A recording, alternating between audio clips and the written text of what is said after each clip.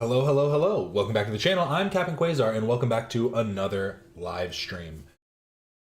We have two things that we can talk about today, but I'm going to put it up to a poll because I have to say, I'm a little torn because whatever we don't choose to look at today, I can obviously just check out tomorrow, but that will be going up for members. So it's like, I'm thinking of making it a regular live stream and then at the end just making it go to members. I'm thinking that might be the way I start doing the members streams, but I don't know yet. Trying to figure out the whole methodology for that. But the two things we have to talk about today are either the most disturbing details in the latest Epstein release from Coop. We checked out one of his other videos recently, and I think that it's some great content, so I just want to keep giving him the shout out and also get the look into this stuff. Or we can look at Hasan debates Adam Mockler on the future of the Democratic Party. I found this version, which was an hour and 45 minutes, and it seems like they cut it up. It was also kind of funny because they keep zooming in on whoever's talking.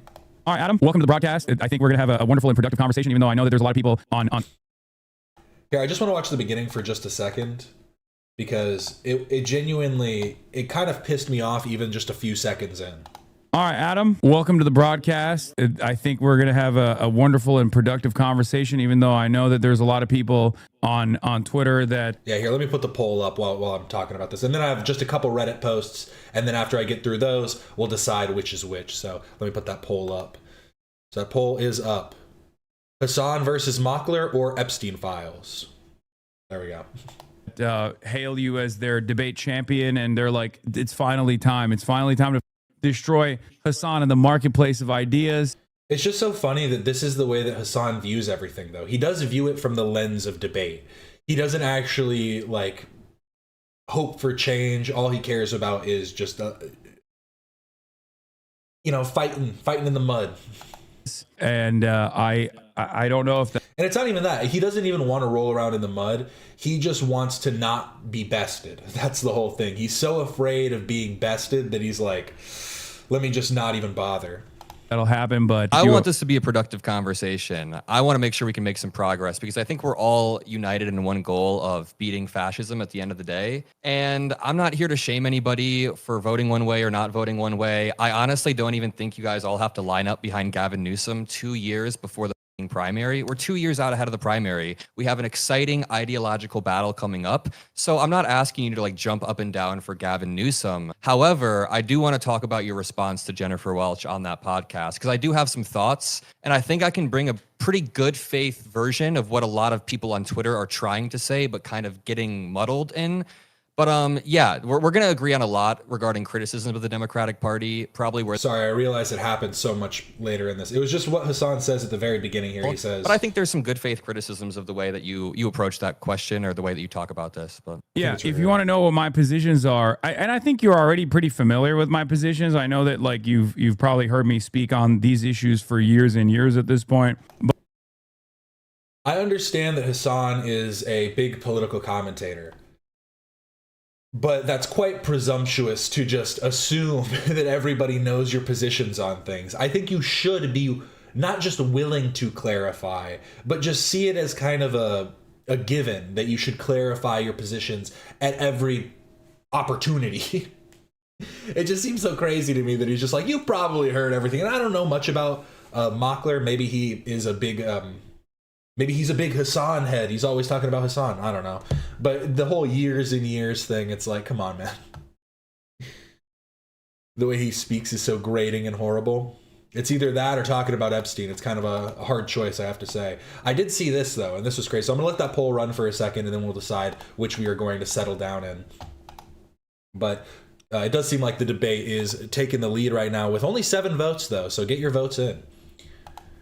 And it says, Cards Against Humanity sent me Epstein files as a consolation gift for a lost bid. This is one of the weirdest posts I've ever seen on r/weird. No, it's not fake. This is a copy of a real book that Epstein's pedophile friends made for him, mailed to me by Cards Against Humanity. No one is talking about how the company pulled this off during these times either. They hosted some Black Friday sale bids, auctioning off random things. I tried to bid for a few things and lost, so they sent me an email asking if I'd like a consolation gift. I said sure, why not? Free gift. I had no idea what I was about to open up. I am truly disturbed and don't even know what to do with the book now. It is worth quite a bit of money, but why would anyone really want to have this in their possession? And I saw some people talking about the fact that this is a form of physical evidence for the files that could be deleted at, like, you know what I mean? So there is a reason for preservation, but I don't know if just some random guy getting it from Cards Against Humanity is the proper type of preservation. But here, I don't know if this is real. People are talking about this quite a bit in the comments here. This was just posted 7 hours ago. But the part that makes me believe it's real is something at the end. So let's just play this through, because it could all just be a big joke. This guy's doing a prank, a goof on all of the r/weird viewers. But here, so it's the first 50 years. Happy birthday, Mr. Epstein. And this is a book. And it has a lot of things in it. And you can probably make out some of this stuff, obviously. Some stuff you've seen before. I mean, it literally says Epstein right here. There's Trump's letter in here at some point. There it was. You can see it for, like, it's on this side of this page. Trump's letters here.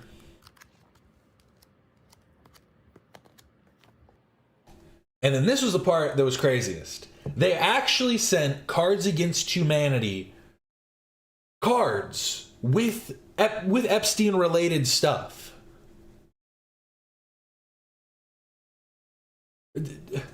So it was Cards Against Humanity sent one with the Trump letter, the Trump message, one with it says blowing Bubba. So that one's like a fill card, one that you need to put your own words in.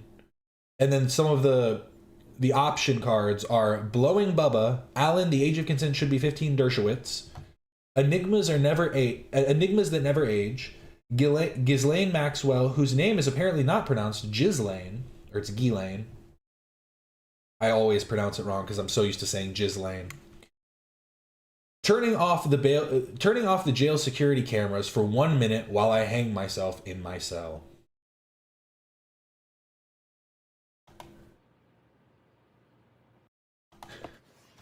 I want to play Cards Against Humanity. That game is fun. Is this fun? I don't know if I'd want to play it anymore after getting this.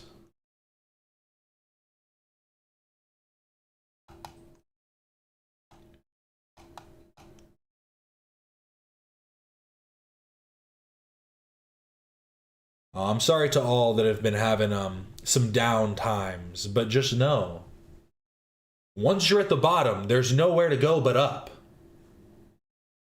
Now that seems like a consolation prize in a sense, but it's better than this consolation prize, I have to say. So just remember, things will get better.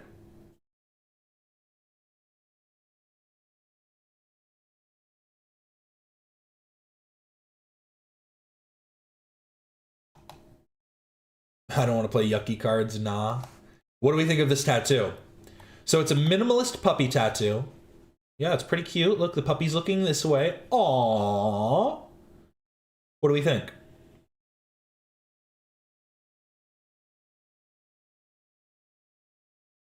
You're wrong. It can always get worse. Nah. Worse is only a state of mind.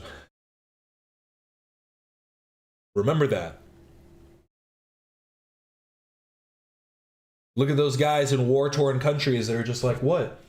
I love life still. I hate my experience, but I still love life. Look at them. See, there's always a good outlook you can have. Optimism over pessimism, am I right? That glass, half full or half empty, I just need a drink. Pour me up. Pour me up, bottle man. That's a peen on my screen? What are you talking about? It's clearly just a puppy dog looking to the left. There's no problem. Looking to its right, I suppose. Well, I guess it depends on which way the body is. It's just a dog. I do think it's crazy because I've never seen a more penis-shaped tattoo. Like, I almost feel like it's like I can't show this on stream, but it's a dog's head. This is the snout. This is not a urethra. This is just part of the ear somehow. These are not testicles. This is like a curled tail, I guess. What did I come into? This is a puppy dog tattoo. It's a minimalist pup. What do you mean? Dong.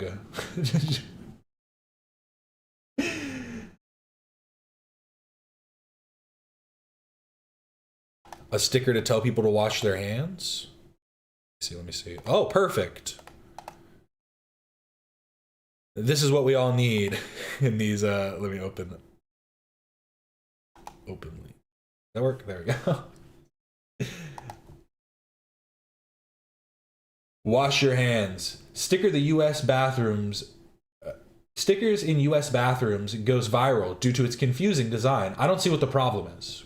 This is clearly a faucet. These are two hands that are about to get washed. We got the drain and the rounded sink, but you see, you don't need it to go all the way to there because this is where the faucet goes. You see, the water is running right here. What would be the point of having all this space back here? I don't see what the problem is. Truly. Please wash your hands. Please. We know what you've been doing. Please wash your hands. It's all just it's a miscommunication. Nothing more, nothing less. Por favor, please. Say it multiple times in every language you can. Now here's the last Reddit post I have. Crush blocked me due to my micro penis. Sad day. I remember when I was in high school, some guy sent a dick pic to a girl. I was in a play, and she was talking to this guy, and he sent her a dick pic, and she legit threw her phone. And she said it was because he had a tiny dick, and I was like, damn. That's a crazy reaction to have, but this might be even more sad, I've got to say. Shout out to all the small kings. We love you all the same. You got to just... I honestly don't know what to do in this scenario because this guy was up front. I feel like he did everything right. And it still turned out horribly. This is sort of a follow-up to my last post. Confessing my frustration due to my condition. And again, this isn't an am I the asshole or who, am I overreacting or anything. This is just off my chest. This dude's just been dealing with this. This is sort of a follow-up from my last post. Confessing my frustration due to my condition. I have a micro penis in the lowest percentile. 1.75 to 2 inches when fully erect. Recently, I was messaging a girl from my college. We're both 18, don't worry. Over Snapchat. It was late at night and the texts were getting sexual. She asked me what the most I had done was, and I admitted I was a virgin. She asked me if I had ever done anything over the phone before, sexting, and I admitted I hadn't. She began to send me more revealing pictures of her cleavage before asking me if I wanted to see more. Naturally, I said yes, and she sent me nude snaps of her. She asked me to send some back, and I warned her that I was on the smaller side. She said it was okay, and that she didn't mind. Here's where I fucked up. I sent her one of me masturbating.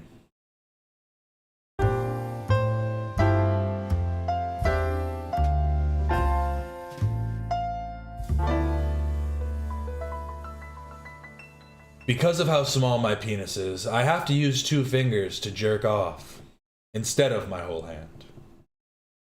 I think she found this funny or something. and saved the video to camera roll before blocking me. Just had to give it to just.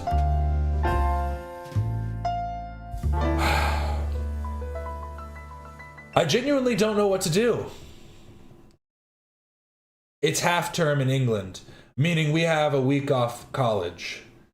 But I'm terrified she's going to leak my micro penis. Hey man, at that point, you just gotta live up on it. You just gotta live up to it. Someone out there is gonna wanna get with you. Someone out there is gonna be like, you know what? I'm curious. So you just have to own up to it, walk with pride, keep your chin held high, and be like, hey, who's ready? Also work on that mouth and hand game. No, I won't say more. That is a big ouch though. The save and the save to camera roll before blocking, despicable human being. Absolutely horrid, awful person that should be looked down upon. And I hope that if she ever shows that video to anyone, they go, why the hell are you showing this to me? Why did you even save it in the first place? Are you literally just trying to make fun of somebody? What the hell is wrong with you?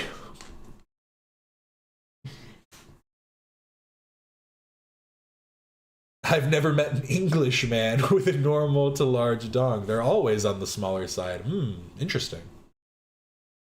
Specifically the English. Own it and learn to please women in other ways. Wings of Redemption was onto something. He's got a point. Hey, there's definitely a point there.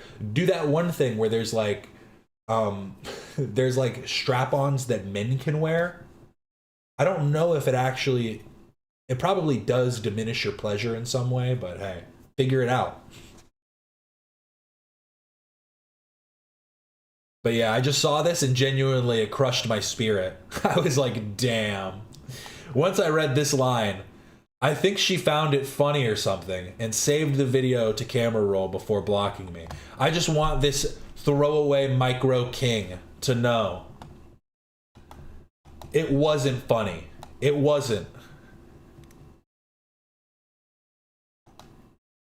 It wasn't funny at all.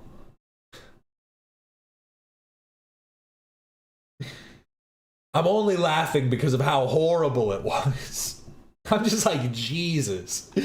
Like, I can only imagine you're like, okay, I'm finally getting in with somebody. Someone likes me. We're having this convo. Things are getting a little hot and heavy.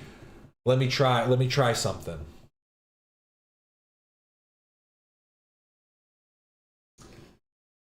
Damn. Truly a sad sight. But it's not sad. Keep your chin held high, King. It's like one of those things where it's like, you don't need to be ashamed, but I understand that you are ashamed because of the way that you were treated in this situation. So understandable, sorry about that. But I'm just trying to put it off at this point. It looks like it is time to watch this debate between Hasan and Adam Mockler. I think it was DJ in the beginning said,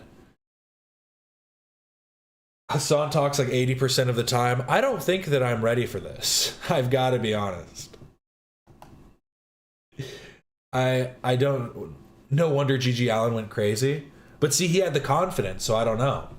I don't think that was part of it. I think Gigi Allen went crazy because his dad named him Jesus Christ Allen and had him living in a shed with no electricity or water for the first few years of his life, and was like, I have these coffins buried under the house that I'm going to bury you and your brother and your mother in. And then his mom stole him and his brother away in the night and then moved away. And then they basically lived as like, they lived in a home, but they kind of lived as vagrants, as him and his brother went around like breaking into cars and like vandalizing things, and became like the hood rat hooligans from their area.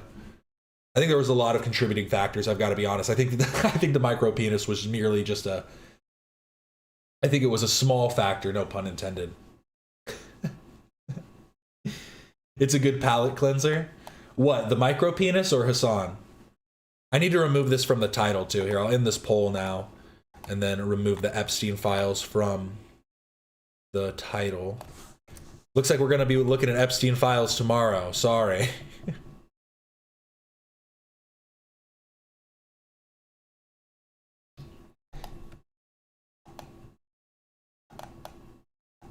Well, 1.25 sound crazy. I just hate the disparity because Hasan talks pretty slow. I don't know how fast Adam Mockler talks. And so sometimes there's like a disparity where you try and speed it up. And you're like, okay, this person sounds completely fine now. But the other person sounds like a chipmunk. It's difficult. All right, Adam, welcome to the broadcast. I think we're going to have a wonderful and productive conversation, even though I know that there's a lot of people on Twitter that hail you as their debate champion. And they're like, it's finally time. It's finally time to destroy Hasan in the marketplace of ideas. And I don't know if that'll happen, but I want this to be a productive conversation. I want to make sure we can make some progress because I think we're all united in one goal of beating fascism at the end of the day. And I'm not here to shame anybody. And I chose this one because I saw that it was lightly cut up to remove dead air. So I thought that might be a better way to take this in. But if it does seem like there is anything that is fully cut out, like any context or anything, I'll probably switch it over and just find the point that we're at. But this seems to be fine from what I've seen of it so far. For voting one way or not voting one way, I honestly don't even think you guys all have to line up behind Gavin Newsom 2 years before the primary. We're 2 years out ahead of the primary. We have an exciting ideological battle coming up. I thought that was Adam McIntyre just looking at screen. I wish it was Hasan versus Adam McIntyre. That would be the fucking best debate. I would love that. So I'm not asking you to like jump up and down for Gavin Newsom. However, I do want to talk about your response to Jennifer Welch on that podcast because I do have some thoughts and I think I can bring a pretty good faith version of what a lot of people on Twitter are trying to say, but kind of getting muddled in. But yeah, we're going to agree on a lot regarding criticism of the Democratic Party, probably where the Democratic Party needs to go. We'll agree a lot. I'm very disillusioned with the Democratic Party as well. But I think there's some good faith criticisms of the way that you approach that question or the way that you talk about this. But yeah, if you want to know what my positions are, and I think you're already pretty familiar with my positions. I know that like you've probably heard me speak on these. Like, am I wrong? Like, am I just actually so anti-Hasan that I'm not giving him any charity here? Because to me, it seems like Adam is trying to come at this in good faith and say, hey, we're going to agree on a lot, but I'm going to try and give you good faith explanations of the criticisms that have been levied at you. And then Hasan is like, I feel like snapping back with this. Yeah, well, if you really want to know my position, which I'm sure you do. I'm sure you do know. Like, that's the energy that I feel like is emanating off of him in this moment. And maybe that is just coming from me because I've seen him in other like conversations and seen the ways that he interacts with other people. But that's just like, that's my initial reaction just based on his demeanor. Issues for years and years at this point. But my primary goal, especially in the interim, especially in the short term, is the defeat of fascism. I believe that the Republican Party is an illiberal party, a post-liberal party, whatever you want to call it. And I think unlike the historic inception of fascism as a revolutionary movement at a time when liberalism was failing only 100 years ago, this time we have two liberal parties in America. Like as a political theory, we have two liberal parties, right? Like we say conservative, whatever, but like technically the Republicans are also a liberal party. And now the Republican, the Republican Party is historically a liberal party, but is now turning away from liberalism and becoming an illiberal party, a post-liberal party, and turning into a fascist party. I warned about this the first Trump election as well. I warned about the proto-fascist nature of Donald Trump. I thought that it was important to make that distinction. I didn't say that Trump, like season 1 of Donald Trump was fully fascist, but season 2 of Donald Trump is. And I think it's important to make that distinction as well because like you can see the difference. I also hate the way he talks about things because it isn't even like Gen Alpha talk or anything. It isn't like he's being like, yeah, so it isn't very Sigma of them. Saying season 1 and season 2, like I get that is how some people define the presidencies, but like, bro, it just absolute cringe lord. Right? There was a lot of naked corruption, a lot of Hasan doesn't deserve charity. He's a lying grifter. Yeah, fair point. Things that were going on in the first Trump administration, but the second Trump administration has been so brazen, so obvious, and it's not like they've hidden that reality at all. Especially when they were running to become the president, when they were running through the in the 2024 election season. So my primary goal is to defeat that completely. Yeah. And Snarf is one of my favorite new editions of the H3 podcast. Can we start a Snarf Brain website? Snarfbrain.com. You know, I found this interesting. Snarf only apparently makes 2 appearances in Thundercats, but Snarfer, his nephew, makes so many more appearances and actually refers to Snarf as Uncle Osbert. Just a little Thundercats lore for you. Obviously, I also want to build socialism. I want to build a working class movement, and I don't think these two goals are at odds with one another. I think both historically and also in general, I believe that the evolution away from the liberal system that we exist under, that is now failing for the second time around, and making way for fascism. The only solution out of that is to build a working class based organized socialist movement. But yeah, those are my two main points. I mean, I guess I want to ask you: do you think it would be easier? Do you think it would be meaningfully easier to build this working class socialist based movement in a liberal society or an illiberal? What the fuck? Why did he post it? I'm sorry. I need to run this back. Okay, I'm a little. We're talking about Adam McIntyre, so I'm gonna have to run this back just a bit because we're a little. Why did he post this? So 1 second, I'm pulling these up. So Adam McIntyre posted these apparently. Good night, but also fuck you too, Olivia. You have lied so much behind the scenes. I can't wait for it to come out, and it will soon. Just had to unfollow Rosanna Pansino and her partner. Don't you dare ever play dumb and disrespect me. Good luck with your stupid podcast. Fuck you guys for being terrible friends. You're a bad friend. Muckers, I have a lot to tell you. He calls his fans the Muckers. I think that just made me ill. Imagine your brand being exposing Mr. Beast for his treatment of women to befriend a community that harasses and sues women for no reason. So just a blatant lie, okay. This whole for no reason thing is hilarious. You could say, though, if you want to be like, this reason is completely illegitimate and it's clearly just I just don't understand the criticism at all. You genuinely think Ethan is just a misogynist? He just actually genuinely hates women that much? Like, it just makes no sense. It just makes no sense. Less than a week till I'm back in my filming room in Brighton, and we gotta start exposing people. Mama, I need tea. Mama, I need tea. That's what someone said in reply to him. Great job, Scott. Great stuff. That's just so funny. Actually just going ballistic in your own, on Maine, going crazy on Maine. It happens to the best of us, what can I say? Me when my friend didn't invite me to the cookout. My friends had a party and I wasn't invited, so I had to call them all shitty friends and prove why they didn't prove exactly the reason why they didn't want to invite me to the party. You're terrible friends. I hate you. Hey, what's up, King? Welcome in. But here, let's check this out. Let's get back to it. Back to what's important. The real Adam Mockler. See, the Muckers sounds too much like Mockler, too. He's trying to cover up Adam Mockler. He doesn't want his shine stolen.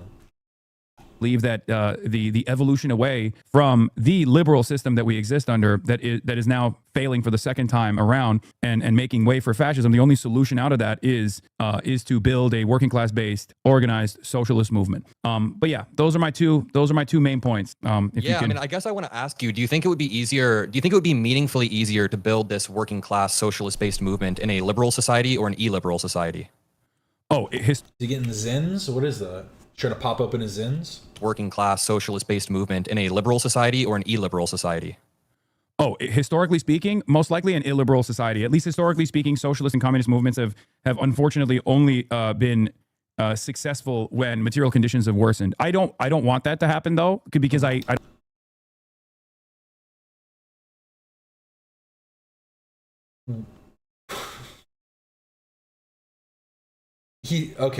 So he's just talking about the historical rise of socialistic powers in the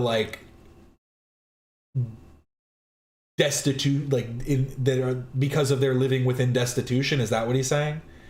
Because it almost feels like what he's saying is we need to let the conservatives and the Republicans do what they do up until a point when we're able to finally rise above and rise up and rise against. Like, is that the claim that he's trying to make? Because that's what it feels like he's saying. I don't want to live through that, and I don't think that that is like an appropriate thing to move towards. I don't think that that's good for people. I don't want the material conditions to deteriorate.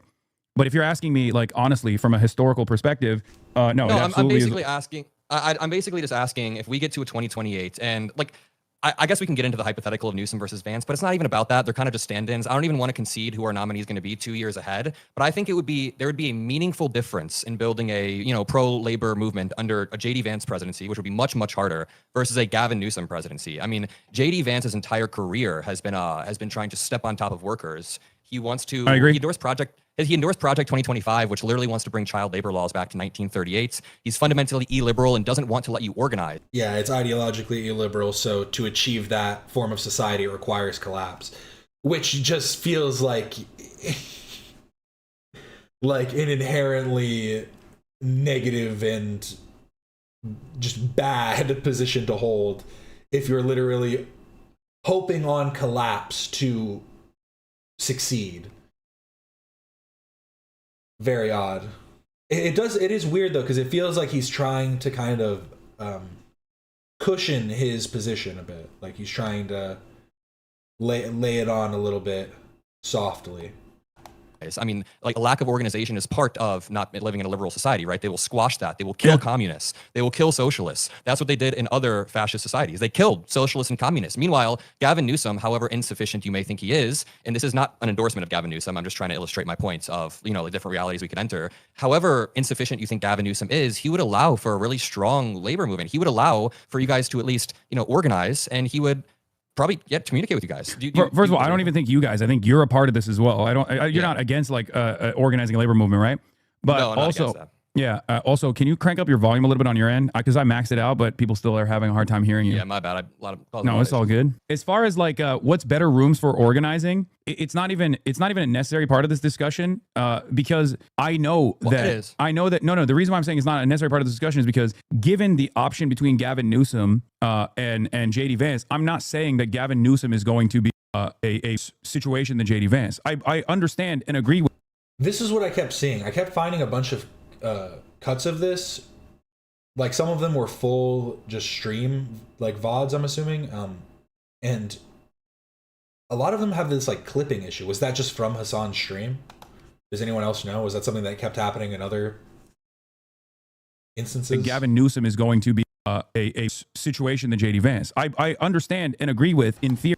He did it on purpose so he wouldn't have to say that Gavin Newsom would be better than JD Vance. The harm reduction narratives. My argument is always around doing away with harm reduction narratives because the harm reduction narrative has led to two spectacular failures thus far, both in 2016 and also in 2020. And as far as like playing hardball with Democrats who don't want to listen. Okay, it was just Twitch. Okay, that makes sense.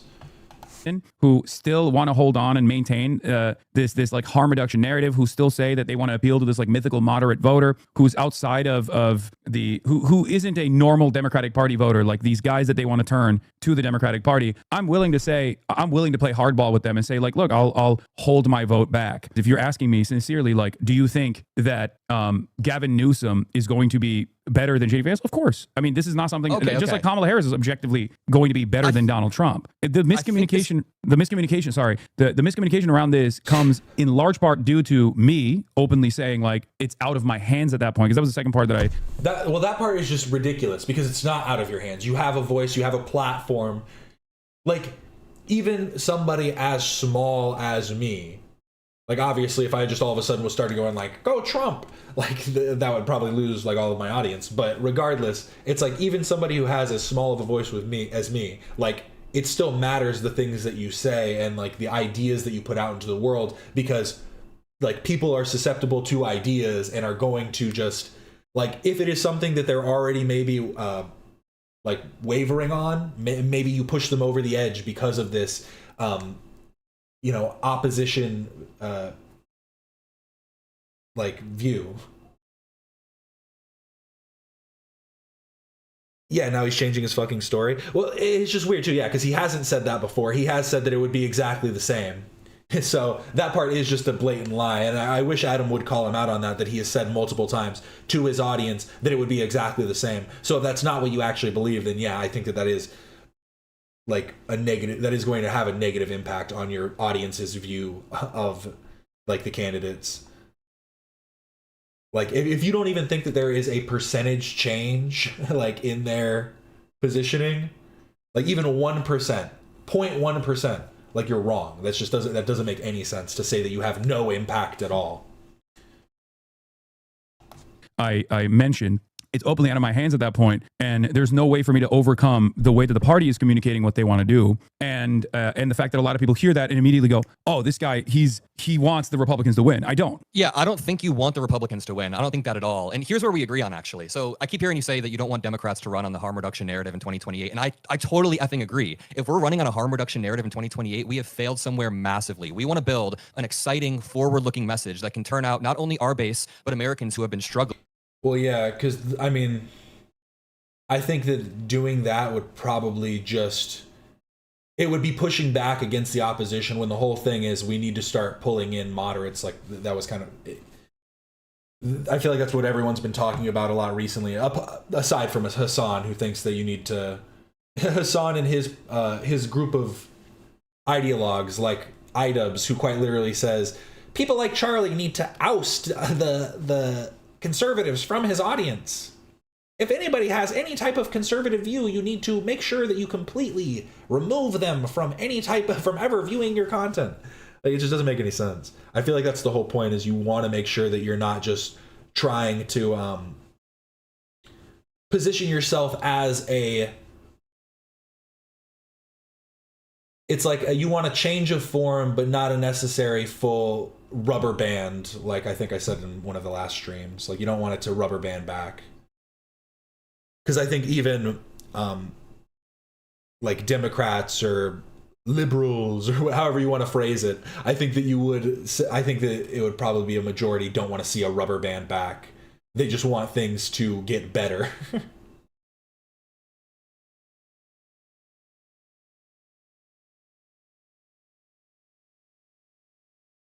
Yeah, there needs to be a more defined brand. I think that that's like the necessary, like that is a necessary criticism to have for the Democratic Party, is to have a more defined brand, and to just say that, because I don't think Hasan really does that though, and outlines ways in which it could be better.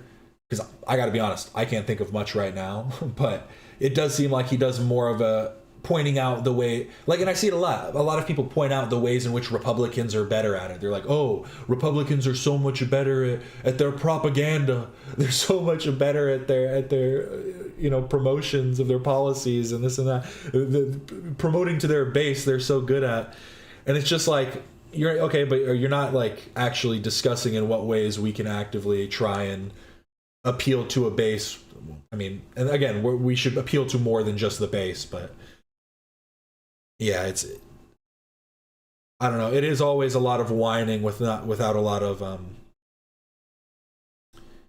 not a lot of activation. Activate your audience, Hasan.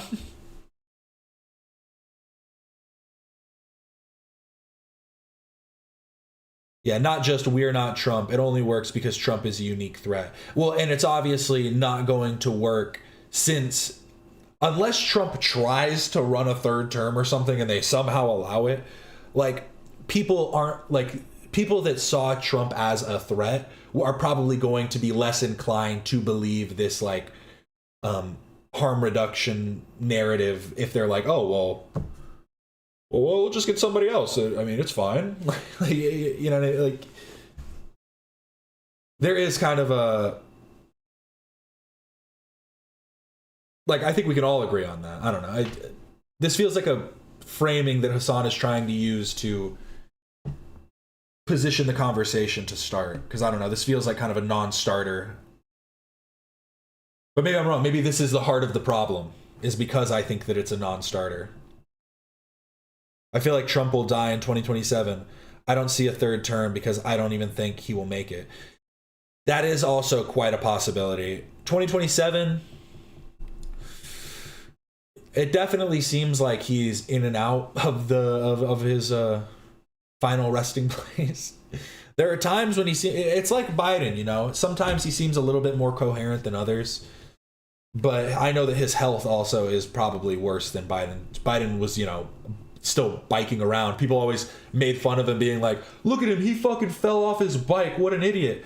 Dude, he was like an 80-year-old man biking around. Even if he was 70. Oh, he was only in his 70s.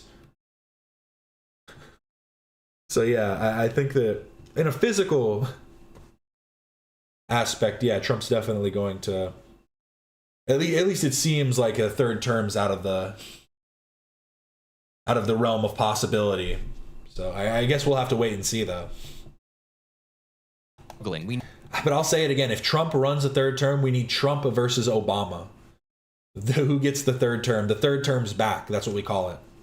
Third term's back. Trump versus Obama. The thing is there would be a huge push against the left, or from the left against Obama, though. That would be the thing. That would be the problem. We need to have something that is not just us unified to our opposition of Donald Trump. For the past decade, there truly is no cult of personality like Trump, like at all. We have been defined by our opposition to Trump, and we need something more exciting. So I agree. We should not run on a harm reduction narrative in 2028. But like what you just said, how you just worded your statement was not how you worded it when Jennifer Welch asked you that question. No, I thought I would vote third party because it's out of my hands at that point. No, you said at that point it doesn't even matter. Yeah, at that point it doesn't. Sorry, yeah. That what I meant is it's out of my hands, which is the argument that I made with Kamala. I think he did go on to like expand and say that like that's why, because he says, well, then they should come and meet my every demand, and they should come eat out of the palm of my hand type of thing. Like that was basically the way he was like. Because he was trying, I get what he was trying to do. What he was trying to do is frame it as such an outlandish statement that, oh, if they were going to do that, then why don't they just come and kiss my feet? And why don't they just, but it's like, it's not an outlandish statement to say that your voice carries some type of weight. Like, come on. Kamala Harris, after like urging the campaign to listen to the... Ooh, return of the third. That works. I like that. Warning signs. Return of the turd?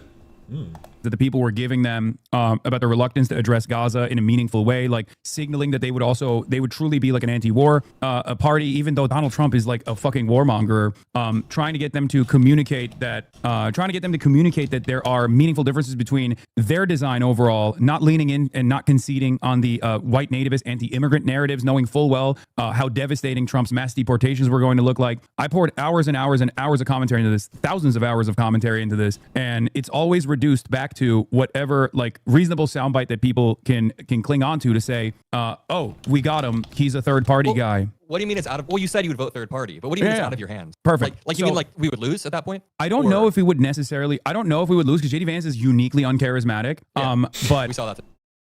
That is the, who knows if JD would even make it to the primaries.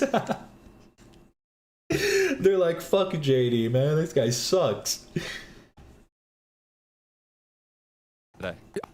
I literally don't know much about him. The most I've seen from JD Vance is quite literally, obviously I've seen a bit from him, but the most, like, I'd say the most I know of his personality isn't even his personality. I only think of the one crazy meme face or the South Park adaptation. I mean, we see that every day, right? I mean, he's a fucking disaster. I still think that Gavin Newsom is particularly weak against JD Vance, unfortunately. So I don't know. I feel like it would still be a toss-up at that point, partially because while JD Vance is not capable of holding the Trump coalition together, I don't even worry about JD Vance as much necessarily. I don't really worry about Marco Rubio. I worry about Tucker Carlson. I think Tucker Carlson has he's the real torch carrier of the MAGA movement. I don't even know if Donald Trump recognizes that yet or admits that personally, but I think it's... Yeah, for Hasan, it's always lacking context when he yells shit like 10 toes down. Kamala would have done the exact same shit as Trump. He's just a liar. That's the part that bugs me the most. It's like what Harley was saying about racists. Stand on your racism. Stand on your anti-left, like, positions. Like, just stand on it. Stand on it, and then let's have a contentious conversation about how we can either change your mind or change my mind. But hiding your power level is ridiculous. Hasan is behaving like Drake right now.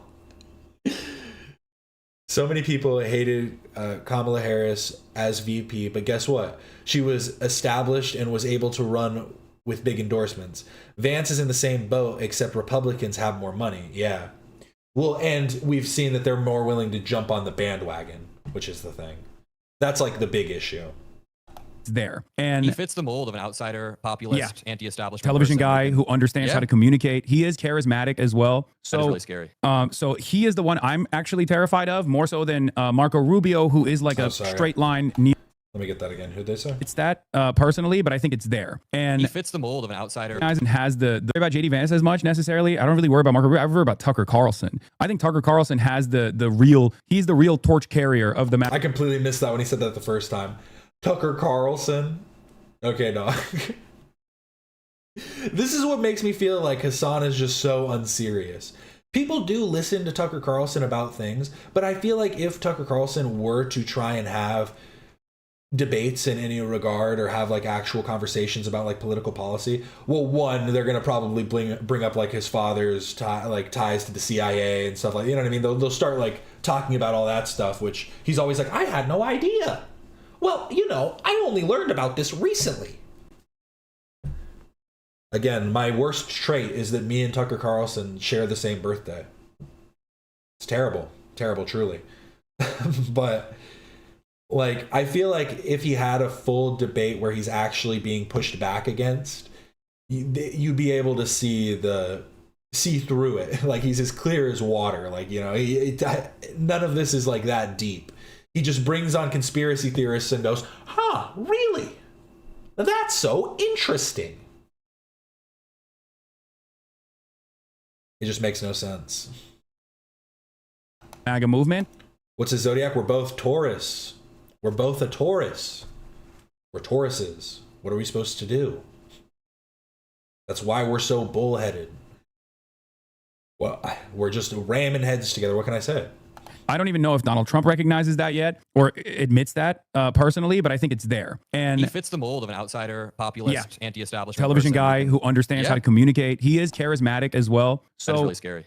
So he is the one I'm actually terrified of, more so than Marco Rubio, who is like a straight line neocon. He's not going to be able to do the populist shit. And JD Vance is basically like evil Pete Buttigieg, like role reversal Pete Buttigieg, where like he also has that McKinsey consultant vibe to him. And I think most working class individuals, regardless of the MAGA cult, kind of see that he is insincere. So he doesn't have that populist element. So these are just like the two default positions that the Trump administration is like looking at right now. But I do think it's like possibly going to be Tucker Carlson. Now, going back to Gavin Newsom versus JD Vance, Gavin Newsom unfortunately has a lot of the California stink associated with him. I love California. I live here. And there's a lot of exaggerations about how devastating California is, like how terrible the conditions are here. People are all doing crime and everyone's homeless on the street, but there is a real problem from the policy side of things with California. Gavin Newsom is, and he's demonstrated this already, beholden to corporate interests, and will pretty aggressively go out to bat for corporate interests in general. Sometimes he's pushed back on a lot of special interest groups in California, though. They're pretty progressive state but overall. But the number one problem facing all Americans, I think you and I will agree on, other than healthcare, is housing, right?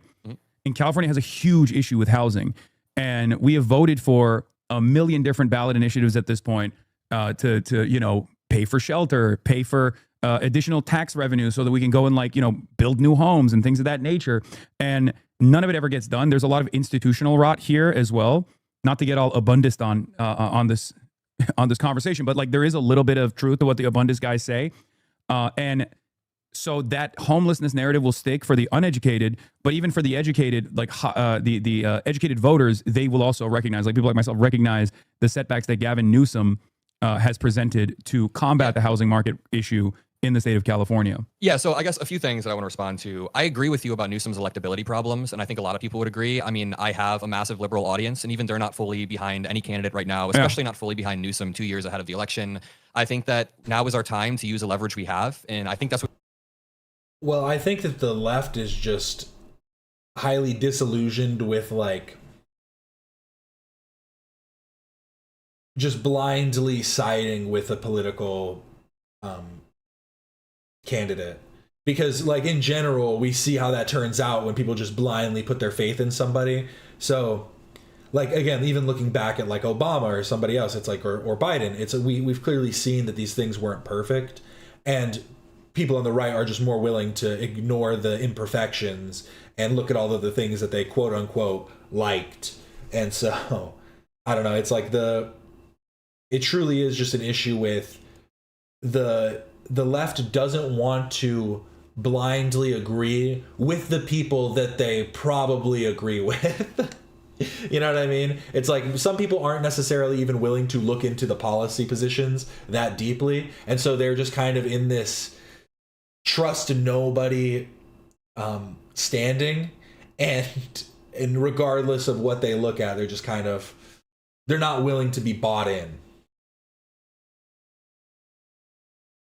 I don't vibe with a lot of Leo dudes. It happens.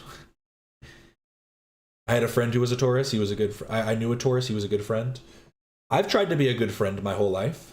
You know, I've always tried my best. I think of myself as a good guy. Maybe I've looked at Tucker Carlson wrong. Maybe I've looked at him all wrong. That's what you're trying to do during the Jennifer Welch podcast. And like, I want to keep returning to that conversation. Remember, everybody, there's a whole chart. There's a whole astrology chart. Your birth chart spans here. Birth chart. Don't forget about all your degrees and all of your different stuff. This isn't mine. This is just somebody's.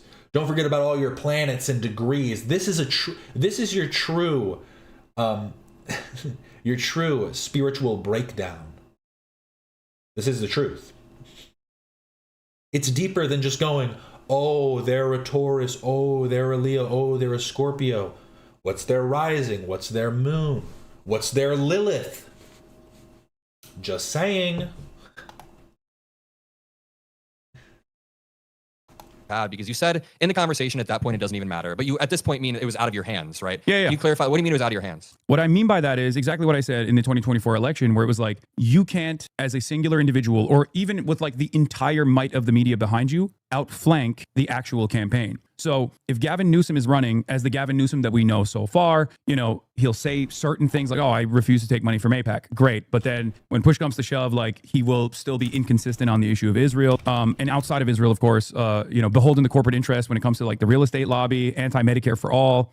If he runs as that, okay, there's no amount of advocacy that I can engage in that will make him look better. I can consistently talk about how much worse the Republican side is going to be. You were asked if you would vote for him. And I'm not even saying you should have said yes in that moment, but you were asked, would you vote for him? You said at that point, it doesn't even matter. Here's what I'm getting at here. Yeah. I think there was a very solid answer you could have given that didn't outrage the liberals online as much. And I know that a lot of people flung a lot of shit at you on Twitter. That's always what happens. But yeah, I think there was an answer where you could have been like, listen, I refuse to pre-commit to any candidate 2 years ahead of a primary. They have to earn my votes, and that's what I want to see. And I totally get you're on stream like 8 hours a day. You're not always going to say everything perfectly. But here's where a lot of liberals online are mad, and here's where we're all kind of talking past each other. I see a lot of people online saying, all liberals want us to line up behind Gavin Newsom 2 years before a primary. And that's not even the argument that any of us are making. I think where a lot of liberals have problems with the way you speak about the Democratic Party is that you try to... Well, it's quite literally that. It's you are so unwilling to even hear somebody out 2 years before the primary. It's not to be bought in on Gavin Newsom, but it's like, are you willing to even have the conversation? Yeah, no, I can't remember all that. All I really remember from my chart is I'm a Taurus sun. That's what makes me strong and forthright. And then I'm a Scorpio rising. That's what makes me really mysterious and cool. And then I'm a Pisces moon. And that's what makes me soft and tender and cry a lot. You gotta know these things. You gotta know these things. Try to minimize the gap between the Democratic and Republican Party. So I can... But sorry, let me go back just a little bit. Yeah, I just think that the main problem is that it's this inability, it's this unwillingness to listen to hear anybody out. Like, that is the truth. It's just going, well, someone saying, well, what do you think about this? And then they go, no. Let me tell you about all the problems. Let me tell you about all the issues. And it's like, well, what did you think about the thing that I just offered? What did you think about the position that I just... Can you contend with that first, and then we can move to the next point? How dare you say I cry all the time? Hey, it's not to say you cry all the time. It's to say that you are a more emotional being. And that's just a fact. Who knows if it's crying or it comes out through aggression? You just feel deeper. It's not a positive or a negative. It just is. Speak about the Democratic Party is that you try to minimize the gap between the Democratic and Republican Party. So I can totally grant that you meant to say like, well, you were asked, I'd vote. You were asked. I won't grant him that purely because he's said it so many times that the Democratic Party would be just as bad as Trump's regime is at this point. Would you vote for JD Vance or Gavin Newsom? You said I'd vote third party. At that point, it doesn't even matter. It feels like you're drawing a false equivalency. And then a few days later, you basically said Gavin Newsom will only be marginally better than whatever Republican candidate there is. Then you said Democrats have literally written you out of existence regarding trans people. Wait, did you see the rest of that quote? I watched the video, but yeah, I watched what's the rest of the quote? Did you hear me say that marginal differences between each candidacy, like marginal differences between two parties, leads to drastically different outcomes for marginalized populations? Having said that, however, from the eye of like a voter, can you expand on that? Say that marginal differences between each candidacy, like marginal differences between two parties, leads to drastically different outcomes for marginalized populations. Because I get what he's trying to say is that, like, I think that he's saying that's why there are a lot of like minorities that still vote Republican. I think that's what he's saying. Why does he say stuff in such like a weird way? That's basically what he said, right? That's what he's trying to say. Like the reason behind why there are minorities that vote for Republicans is because of these marginal differences. Said that, however, from the eye of like a voter, they don't make that distinction at all, especially if they are coming at it from a privileged position. If it doesn't like attack, if it doesn't harm them at all, and not there's only not that, a marginal. So you're kind of conflating two things. When you say there's a marginal difference between the two parties, I think that signals to people that either. Yo, he's usually gnawing on his fingers. What the fuck is he doing here? He's picking his teeth. What is he doing? He's got like his four, like all five of his fingers, like all just in his fucking mouth. What is he doing? Look at this. He's all. You're kind of conflating two things. When you say there's a marginal difference between the two parties, I think that signals to people that either way they vote, it doesn't really matter that much. That's how people take that. When you say trans people, oh, he had like a toothpick caught in his throat or something. He was like pulling his toothpick out of his mouth. He had it like caught in the back of his fucking throat. I don't know what the hell was going on. It was a toothpick. Not only there's not that, a marginal. So you're kind of conflating two things. When you say there's a marginal oh no, okay, he puts it deep difference between the two parties, I think that. Wait, what is he doing? Okay, he's using a toothpick. I thought he was pulling it out of his mouth. Dog, the whole point of a toothpick is so you don't have to put your fingers in there. He just wants a pacifier? I think so. I'm sorry, it's just so funny to me. Because, like, I won't lie, I've always had an issue with, like, biting my cuticles and stuff like that, but I really try not to while I'm on stream. I really try not to. It's just so funny to me just seeing how often he's just got, like, all... just fucking... especially if they are coming at it from a privileged position, if it doesn't like attack, if it doesn't harm them at all, and not only there's not that, a marginal. So you're kind of conflating two things. When you say there's a marginal difference between the two parties, I think that signals to people that either way they vote, it doesn't really matter that much. That's how people take that. When you say trans people would be, you said like Democrats. Trans people in the back, that signals that Democrats aren't really that different than Republicans, when that's not true. There's not a marginal difference between Democrats and Republicans. There's a very meaningful difference. If it was like Obama versus McCain and you said there's a marginal difference, I said fine. Democrats would, it's exaggeration. Democrats would trans people if it meant securing additional electoral votes. And that's not an argument that like Democrats are going to run on a policy of trans people. It's a hyperbolic statement about Democrats cutting out trans people, which, as you saw, probably there were a lot of people floating around bad polls about, not bad necessarily from a, like the polls are fine, but they. Do you see how you already are like stumbling on what you're trying to say? So let's get the claim again. Democrats cutting out trans people, which. So there are Democrats cutting out trans people. As you saw. In policy, I'm assuming. So who? Probably. There were a lot of people floating around. A lot of people. Who is a lot of people? Bad polls. Polls of what? So let's hear what he says. What are the polls about? About, not bad necessarily from a, like the polls are fine, but. Okay, so they're not bad polls. They're fine polls about, so people, random, just vague, nothing, just people were posting good polls, decent polls. They were polls that made it seem as though the trans issue is something that we as Democrats should not actually advocate for. Who? Laksha Jain. And I always go back to obviously the first week after the Kamala Harris. So wait, so that was one person he said? Not actually advocate for. It was Laksha Jain. And I always go. I genuinely couldn't even hear the name he said. Back to obviously the first week after the Kamala Harris election defeat, where a bunch of prominent Democrats who got yelled at. Did he call somebody Lockjaw Jane? Is that what he said? Is that what he said? Or am I just hearing that completely wrong? I swear he said Lockjaw Jane. To be fair, by other Democrats, week after the Kamala Harris election defeat, where a bunch of and I always go back that we as Democrats should not actually advocate for. It was Laksha Jain. Sorry, I'm at 1.25 speed. Maybe I should slow it down. And we as Democrats should not actually advocate for. It was Laksha Jain. Oh, I am hearing him wrong. I just can't understand what he's saying. And I always go back to obviously the first week after the Kamala Harris election defeat, where a bunch of prominent Democrats who got yelled at, to be fair, by other Democrats in the caucus, but a bunch of prominent Democrats went on television and immediately were like, we lost because of the trans stuff. They put a lot of overemphasis in the Kamala Harris is going to give bottom surgeries to Guatemalan transgender prisoners in immigrant detention facilities. My argument always is if the Democrats actually put forth policies that people have to attack, like the Republicans have to attack, then the trans issue just becomes unserious and a relic of the culture war that people don't pay attention to. And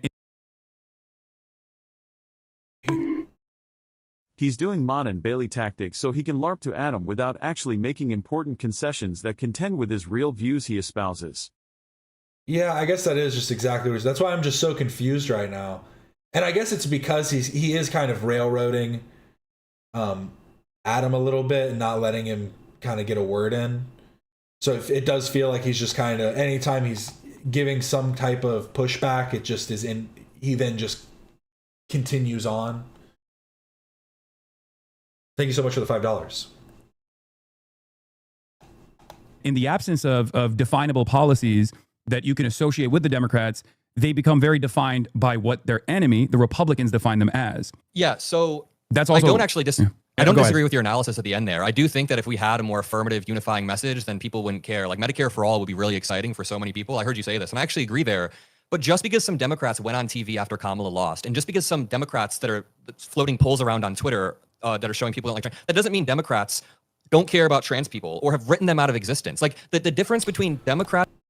Well, I also think that, I mean, here's the thing. You can disagree with the means or whatever, but it's quite, I mean, it's quite literally what you are arguing for, like in favor of, in a sense. It's just like more, it's the people talking about ways in which we need to have more aggressive tactics and like more,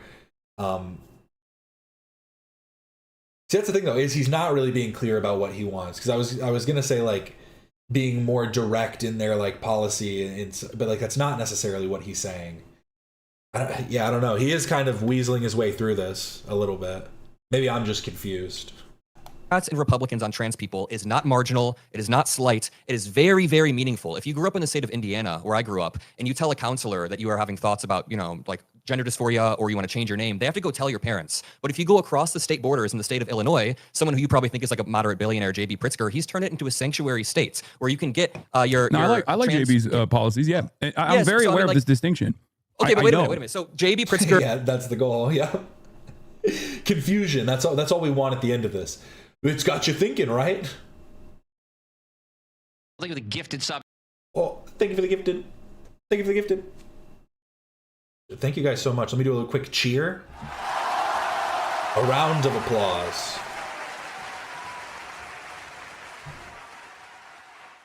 Maybe I need to overlay those and have two sounds. Have a thank you for the gifted plus the cheer. Andy Bashir, even Governor Newsom turned California into a sanctuary state. Why is Hasan pretending he cares about trans people? He wants Republicans to win, and they're basically genociding trans people. Yeah, it is. Well, because what he's saying is he's basically saying it's all or nothing. Like that's kind of, I feel like that is his extremist belief, right? He's like, if you're not willing to, if everybody else isn't willing to concede on every argument, then I'm not willing to concede on anything. Like it doesn't make sense and it doesn't add up, but I guess that's why he wants an illiberal society. Or sorry, he doesn't want that, but it's the only way to reach socialism. So it wasn't just shooting Destiny. Someone should tell Sean.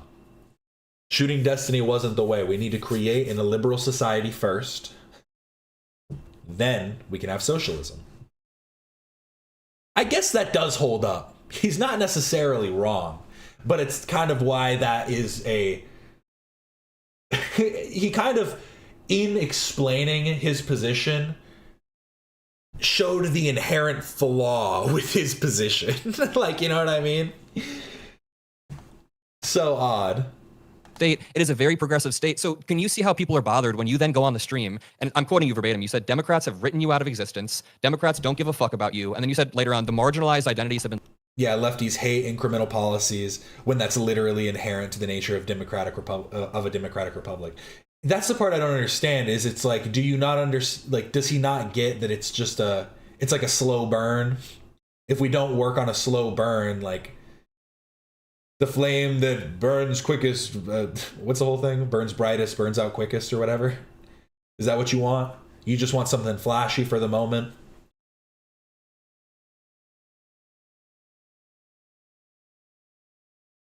Yeah, there's things to call out, but you have to be honest and objective. Yeah, and holistic. The whole thing is about having like a holistic view and not just be like bogged down in these individual points that you are trying to like, that are making you a like single issue voter. Like I'd say that is one of the issues on the right and the left, are people that end up becoming single issue voters that are just more like, it might span maybe a couple policies rather than just a singular issue, but it is like those one or two things that they're really going to get bogged down on. Yeah, socialism could, and it does, and it is easily implemented incrementally through liberal policies. All or nothing means nothing wins, and mostly marginalized people suffer. I'm not sure why he doesn't get that. Yeah, it does make no sense. It just does make no sense, and it almost feels like somebody who like learned something when they were young and kind of is never going to drop it. Doesn't ever want to drop the thing, because like I understand it from like places that, like he's saying, when like these form out of fail states, when you have like socialism form out of like almost a fail state, it makes more sense because like, especially if you want to talk about like top down like policing in certain like instances and stuff, like it makes sense when you talk about like the circumstances in which these people have existed in throughout like their histories. But when you talk about just some guy that was born in New Jersey so he could have dual citizenship that now lives in LA in a mansion, like I don't see it.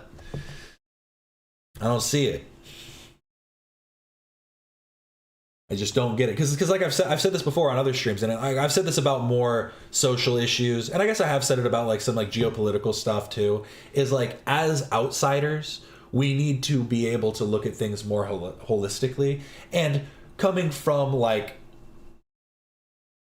this is a personal opinion, but one of the best countries in the world, I think that's probably objective to say one of, like we should be able to kind of take a step back and actually look at things holistically and look at every piece rather than just getting so caught in the weeds. I mean, because obviously there are so many things that we deal with in our everyday lives that seem to matter more, like our immediate issues are going to seem more impactful than the policies that are put in place that won't have an impact on us for, you know, months to years at a time sometimes. Yeah, it's like obviously there's going to become a bit of fatigue there. But yeah, it's like about incremental change. Even in our daily lives, it's quite literally that. It's like incremental change is the only type of effective change. You can have something change in an instant, and you know, like everybody wants to win the lottery and win $1 million. But you hear about there's people that are able to use that money to change their circumstances, and then there are people that are just going to blow it all in a day because of the type of like ways that they operate. And if we're not willing to incrementally change the ways that we operate, we're always going to blow that money whenever we have a big change. Like it's never going to be worth it in the long run. Hasan is literally Lord Farquaad from Shrek. You're a sacrifice I'm humbly willing to make. Quite literally. I mean, this face says it all, right? Been left behind by the Democratic Party. Wearing a hat inside. Come on. If you're wearing it at a studio, if you're in studio, that's one thing. If you're in an office, if you're outside going into a store or going into a restaurant, that's one thing. Bro put on a fit this morning. Put on his grandma's cardigan and a little hat. I don't like it. I don't like the fit. You're kind of drawing a false equivalency. And then that brings me back to the Jennifer Welch clip. I'm trying to give you the strongest liberal argument here as to why people are mad. It's not because and by the way, I've heard this argument. I used to make this argument myself. Yeah, like, but you said at that point it doesn't even matter. And that kind of feeds into the broader apathy that you seem to be pushing towards. So there is a meaningful difference between Democrats and Republicans on trans issues, right? If you grew up in a Democrat or a Republican state, there's a meaningful difference between your quality of life. Can you agree with that? Oh, absolutely. Okay, Absolutely. so a meaningful difference. There's a big difference. Okay, so no, there is a meaningful difference between living in a Democratic state, hopefully one that isn't captured by Republican state legislatures that will then, even under Democratic leadership within the White House, take advantage of the state legislature But that doesn't fit my slogans. apparatus to still undermine trans existence and then take that all the way up the courts of the Supreme Court. There's a meaningful distinction between having a liberal Supreme Court majority versus a Republican Supreme Court majority, a super majority even. These are all things that I fully understand and fully agree to and don't want to happen. When I talk about the Democratic Party's lack of interest in like actively fighting back and counter messaging against the Republican misinformation around trans people, what I'm talking about is Democrats running from a place of fear. What I want the Democrats to do is to, one, not compromise at all when it comes to putting forth a counter messaging operation to go back and fight back against. Dig your heels in. Push harder. Push harder. Well, obviously, Hasan, if you have some kind of like majority opposition to a change that you think is like a progressive policy that will impact marginalized groups, I don't think that the way you try and implement that is do it harder, work harder, push harder. It's, again, you need to think about ways to incrementally, you really gotta break people down, whittle them down over time. Figure out ways in which that they like, a lot of people only care about ways that they can think of personal effects on their own life or their family's life and stuff like that. So you need to find these ways that we can like speak to those who do not have a reference to like of understanding. I'm watching Game of Thrones in Spanish with my mom, and they gave Ned Stark Lord Farquaad's voice. That annoyed me so much. That's kind of amazing. I kind of love that. Ned Stark is Lord Farquaad, confirmed. That's what happened afterwards. We never saw what we thought Lord Farquaad got eaten, but no. He was just carried off. The Republican Party when it comes to trans issues, but also this isn't even just about trans people either. This goes back to even undocumented migrants and migrants in general, and the notion that like undocumented migrants constitute a national security threat, the way that the Republicans present it, it's pure hysteria. Something that I've told Democrats over and over again, urged Democrats over and over again, even when Joe Biden was president early on, down to the DNC where I talked to them directly and told them to address over and over again with the hopes that they would, at the very least, push back against this so we wouldn't have seemingly a more like a bigger mandate, a bigger popular mandate for Donald Trump on issues such as that. I think every moment that the Democrats waste, not on the offensive, on affirmative policies and affirmative policy vision that is easily definable, is a moment where the conversation revolves around culture war issues, specifically attacking trans people, and it ends up harming trans people that way. There is a big difference. Well, and the whole thing is this too, is like if you do have, like I'm saying, I don't believe that this is the case. I think that it's like an outrage type of thing. But I do think that there are a lot of people that are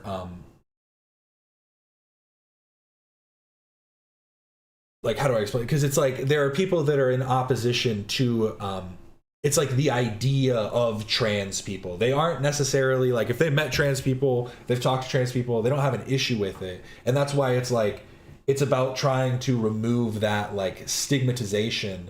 And I think that the best way to do that, like, is obviously through policy for one, but then also creating like methods of community outreach to help uplift people's in different communities that might not see it. You know what I mean? So like, there's obviously political ways that we need to, like, you know, political policy that needs to enforce more, you know, just acceptance just in general of people, more civil rights, you know. But then beyond that, we need to figure out ways to create social just community outreach, not even necessarily social programs, but just ways that locally and maybe nationally we can have this like outreach. I think that's important too. And I think that that's like, people like Hasan don't talk about that part because he doesn't truly care about like trans people and like the effects that they actually see. And that's why he cares more to just propagandize about the policy that isn't being made.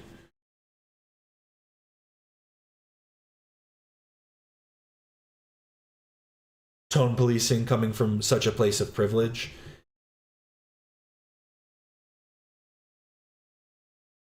Yeah.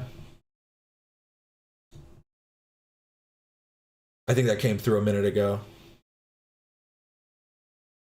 Between blue state and a red one in terms of trans existence. To deny that would be silly. I don't deny that at all. Good. What about between like a Newsom, if Newsom got everything he wanted in America and JD Vance got everything he wanted in America, do you think there would be a meaningful difference for trans people? Yes, I do. Okay. I mean, we're like, Donald Trump's first action when he came into office, like, this might come as a surprise to people maybe in your audience or people that have seen these clips and assume that I don't think that there's any difference between a Democratic leadership or a Republican one. I will never work with Republicans. Well, I guess maybe Thomas Massey on like a very random issue, you know what I mean? A random issue that's like, I don't agree with Republicans ideologically, and my criticisms of the Democratic Party revolve around their closeness to Republicans or their endless interest in conceding to Republicans on certain issues, because that concession doesn't actually end up causing them to win elections. The only thing it actually ends up doing is those concessions actually normalize some of the Republican agenda items in the eyes of the base of the Democratic Party. And only until people realize how devastating the outcome of those policies are, do they turn around and go, oh, I have buyer's remorse now. Fell for it again award. I did. This is also kind of an issue that I feel like it's a generalization. Like, here, let me just hear this one more time. The eyes of the base of the Democratic Party. And only until people realize how devastating the outcome of those policies of is those concessions actually normalize some of the Republican agenda items in the eyes of the base of the Democratic Party. And only until people realize how devastating the outcome of those policies are, do they turn around and go, oh, I have buyer's remorse now. Fell for it again award. I didn't realize that the party that said they were going to do mass deportations is actually doing mass deportations, or I didn't realize that those mass deportations were going to look so fucking violent and so disgusting that my neighbors were going to be in fear. Yeah, I agree. I agree with a lot of that. And I don't want you to think I was just watching clips of you. I watched your entire stream. I know. Where it just felt like you were saying two different things at once. You take these really strong declarative statements or those positions about the Democratic Party, and like you quite literally said Democrats, or you said the marginalized identities have been left behind by the Democratic Party. And then you go on to explain a little bit more nuance that yes, growing up in a trans state or a red state would be better than growing up in a blue state would be better than a red state as a trans person. So you do clarify that in the video that I watched. But can you then see how Democrats, or at least liberals on Twitter, who are just like seeing you repeatedly say this, Gavin Newsom will be more.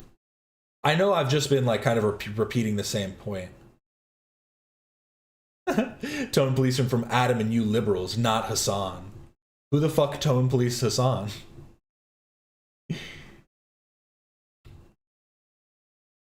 We're literally talking about I mean, do you think language has no impact? I don't think anyone's tone policing. They're talking about it. We're having a conversation about, well, they're having a conversation specifically about if he understands the impact of his voice and like what he says.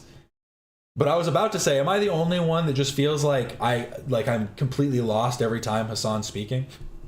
Maybe I'm just an idiot, Dan Winter. Maybe you can,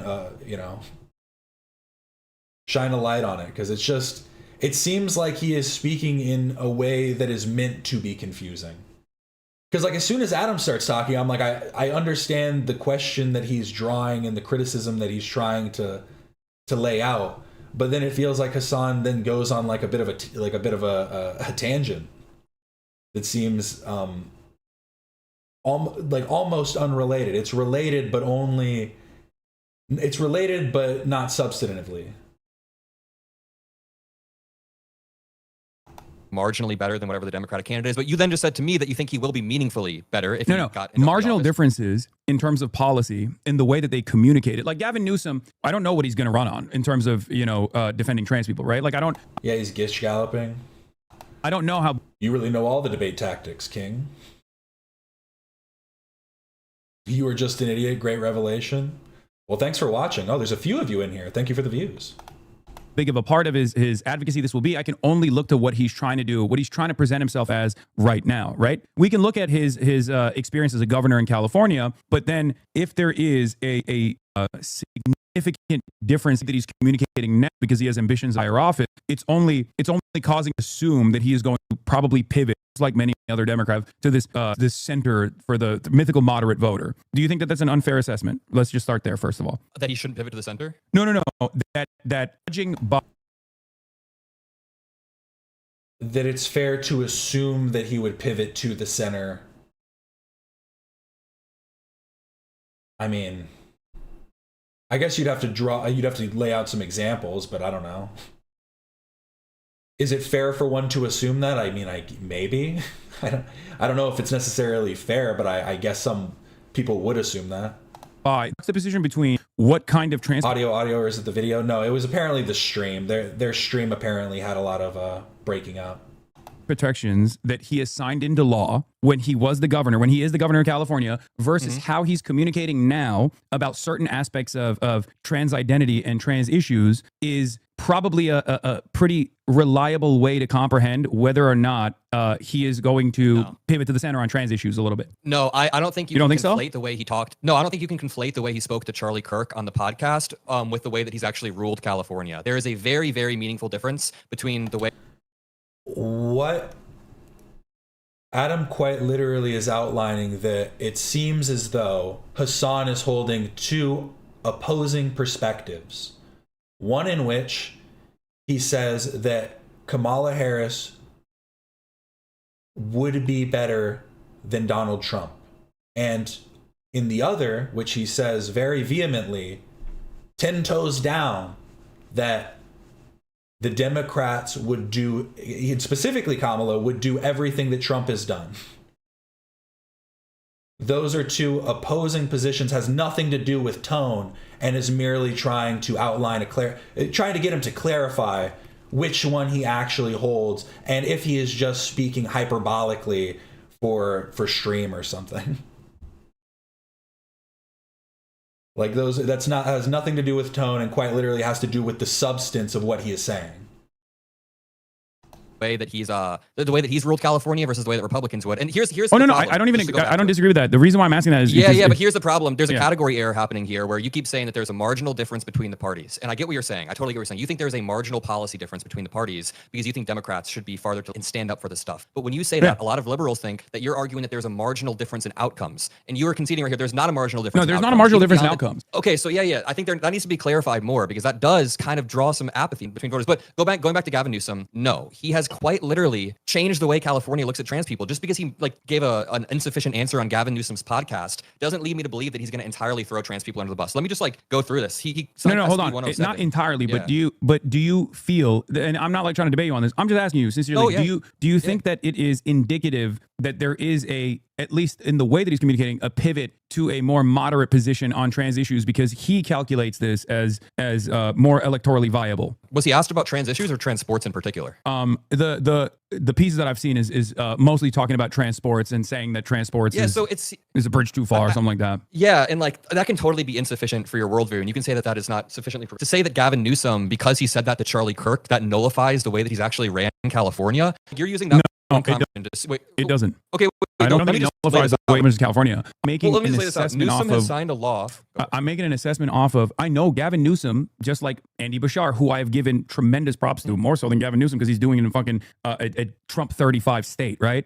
Trump plus 35 state. Yeah, he's holding with the line with a over hostile with a hostile state legislature too. So it's like Yeah. It's infinitely more difficult. He actually shows the rest of the Democratic Party. I use him as an example to show the rest of the Democratic Party that you don't have to be compromising. And the way he's talked about trans people is actually wonderful. He says these are, Christian. These are my neighbor. I guess to be fair, it's not necessarily meant to be framed. How did Hasan's channel frame it? Because this is another clip.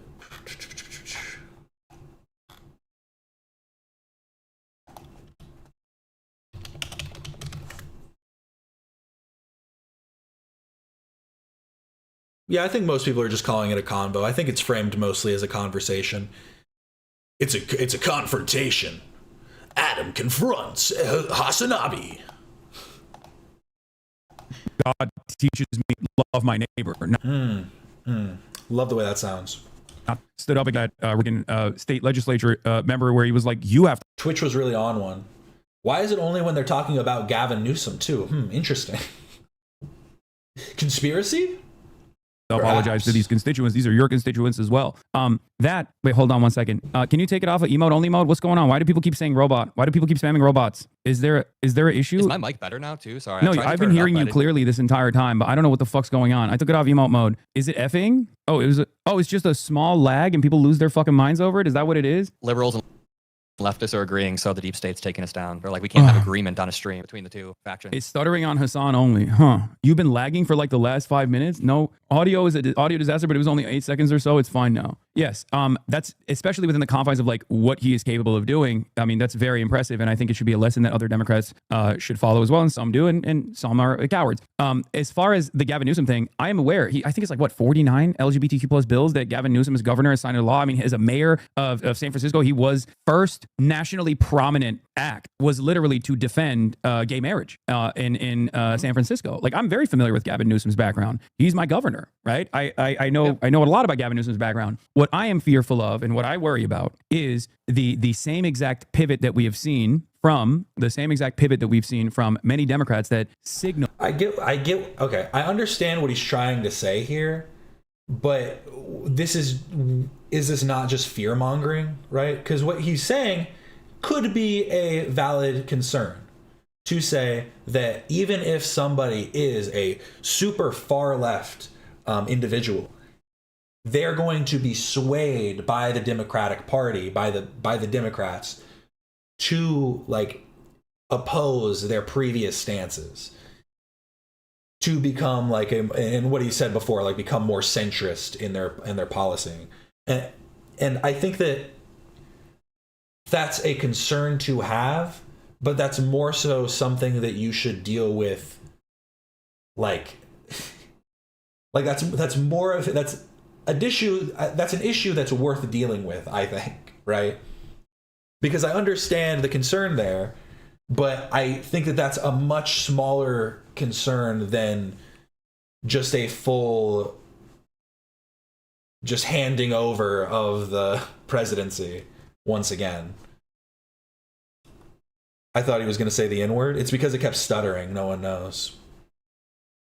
No, that they're invested in selling out trans people, or at least certain aspects of trans identity, whether it be sports, a conversation that starts off with the most appropriate angle to tackle that Republicans spend hundreds of millions of dollars against and create controversy around, this being, trans sports, to very quickly moving the conversation over to gender confirmation surgery and a litany of different anti-trans bills. The conversation... I don't think news... Because that also doesn't make sense to me to just think, well, I'm going to vote third party. Well, what happens when the third party comes in? They get then no one's going to have any effect on them. They'll stand up against everybody. They'll be punching Republicans and Democrats in the face in the White House. You just fucking wait and see. They're going to be throwing little hooks, couple uppercuts. You don't know what you're about to see. Just wait.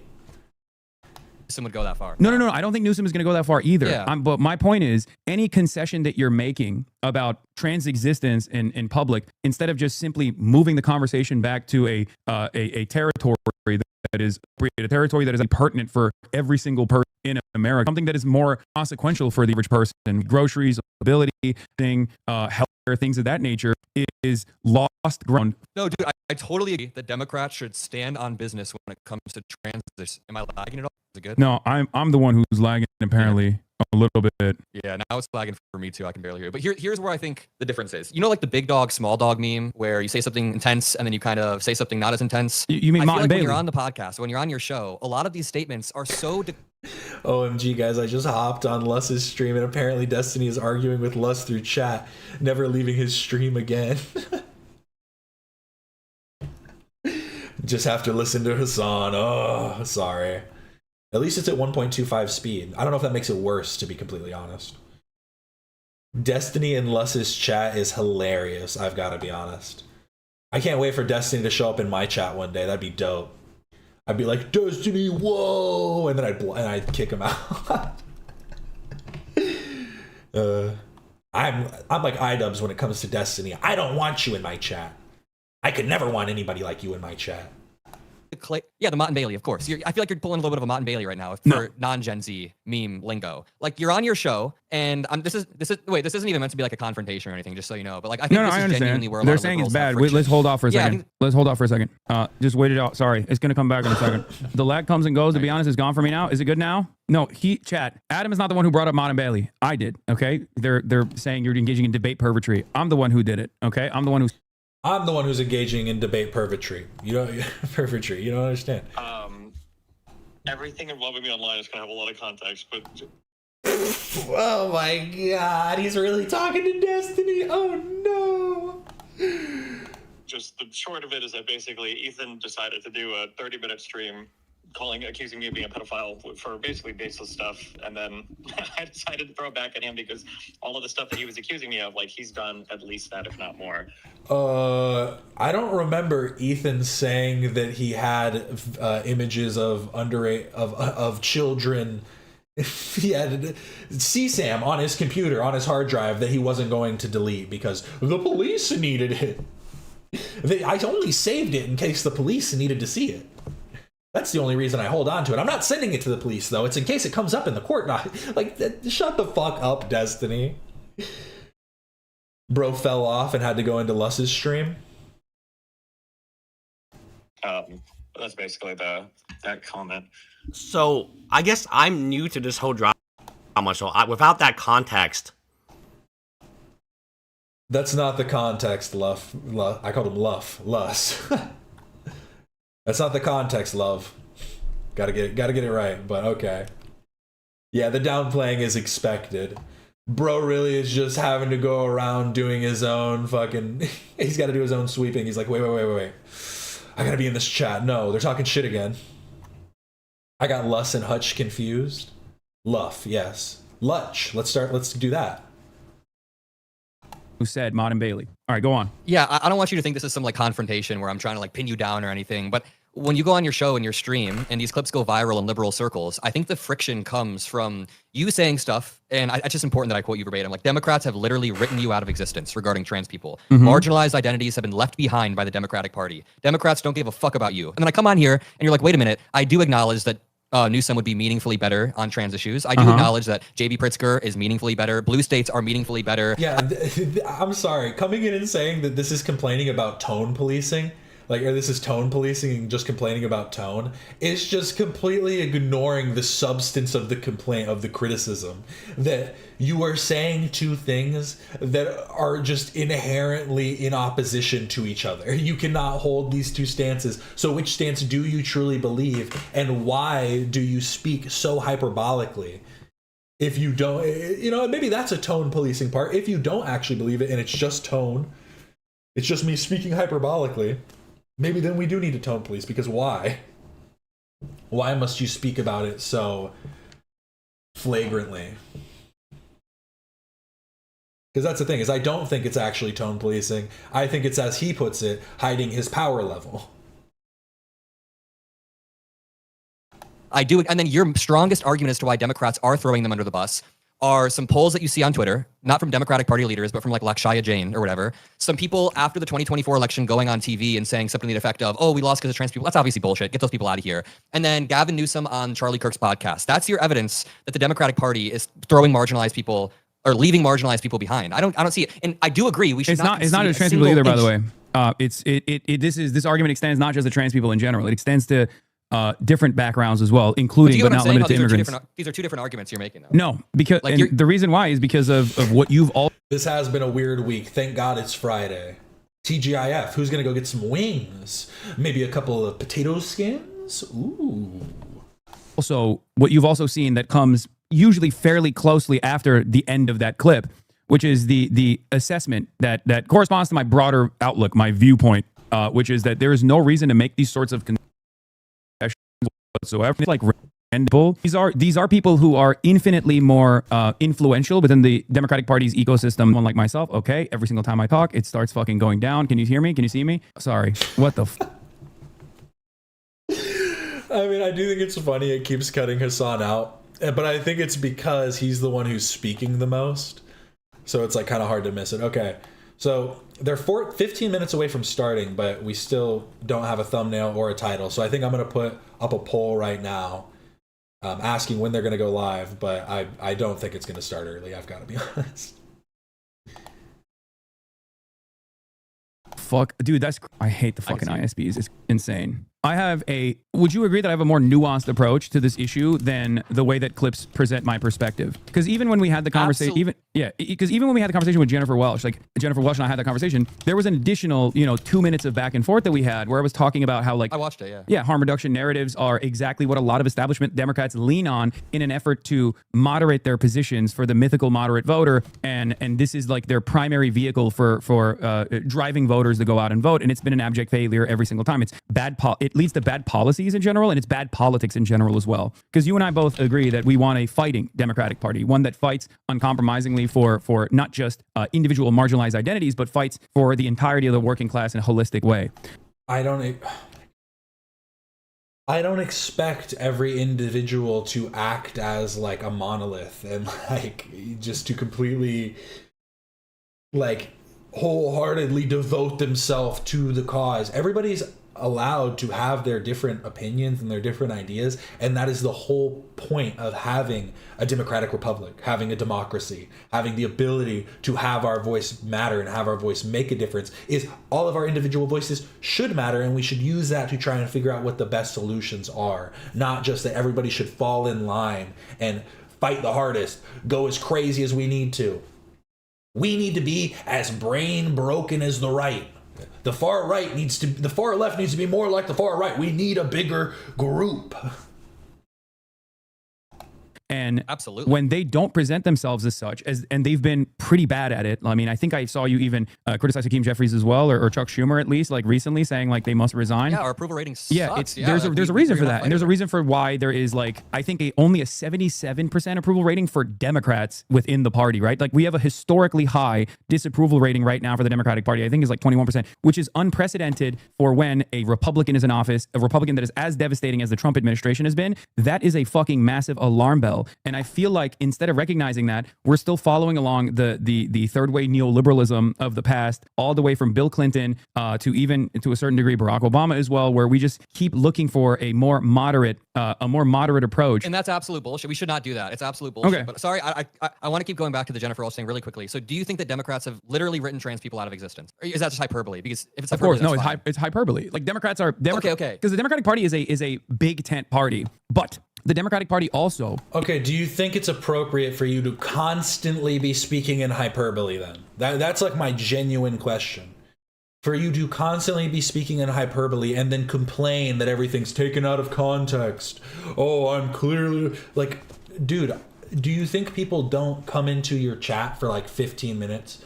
Some viewers don't come in for 20 minutes, 30 minutes while they're on lunch. They don't see the full context around the whole thing. And all they see is that every time they come in, you're saying more and more extreme stuff. Just bullshit. It's hyperbole. Yeah, it's such a bullshit. is, and this is just how it is for the Democrats Can I in finish my general. thought really quickly? Thought I was having really quickly. No, Sorry. go ahead. Sorry. You said a minute ago, like, hey, don't I have? Sorry, no. I just want to finish this very, very quickly. You said a minute ago, like, hey, don't I have a more nuanced view than you would have thought that I had? And it's like, sure, but you're also Just asking that question is so stupid. Like, even asking that question just makes no sense. You have to realize you've lost the plot. If you're going, don't you think I'm a little more nuanced than you first imagined? Like, what the fuck? What are you talking about? just like saying two completely different things. You're giving a completely different argument. You've said I'd vote third party because at that point it doesn't matter, and then you switch that to at that point it's out of my hands. You've basically said like all of these statements are hyperbole. That was the argument I was making. But when you are repeatedly hyperbolizing the Democratic Party as being basically the same as the Republican Party, that creates a level of voter apathy, and I think that is why liberals on Twitter are very mad at you. I mean, of course, there's going to be like the Yeah, his white balance sucks right now. He does not. The color grading in here is awful. I just have to say. Now this nice warm tone, nice room. It looks nice and colorful. Look at the contrast on all these different colors. The greens and reds all pop. Hasan's is all blown out. It's crazy. Andy was eating his fingers earlier. crazy fucks who are always going to say some random shit. But I mean, like, I think that's the legit criticism that people have of the way that you approach this, is the way that you draw this false equivalency between the two parties. Okay. And then, like, when you get confronted on it, or when someone asks you about it, you're like, well, it's just hyperbole. It's like, no, like, we shouldn't hyperbolize about trans people. I know that that's not a serious thing you mean, of course. I'm just saying we shouldn't, like, But exactly. But you're saying it right. I know that's not a real thing that you mean. I know that. But you shouldn't be speaking with such hyperbole, because it's only going to, like, feed into, like, the disillusion and, like, the disillusionment and all that stuff that is, like, that we see from the mythical moderates that you're pushing away. Yeah, there are not going to be many left with the way that we're treating, with the way we're treating each side right now, or the way that we're just treating it like a battlefield. Like, that's what it needs to be. You're either with me or you're against me.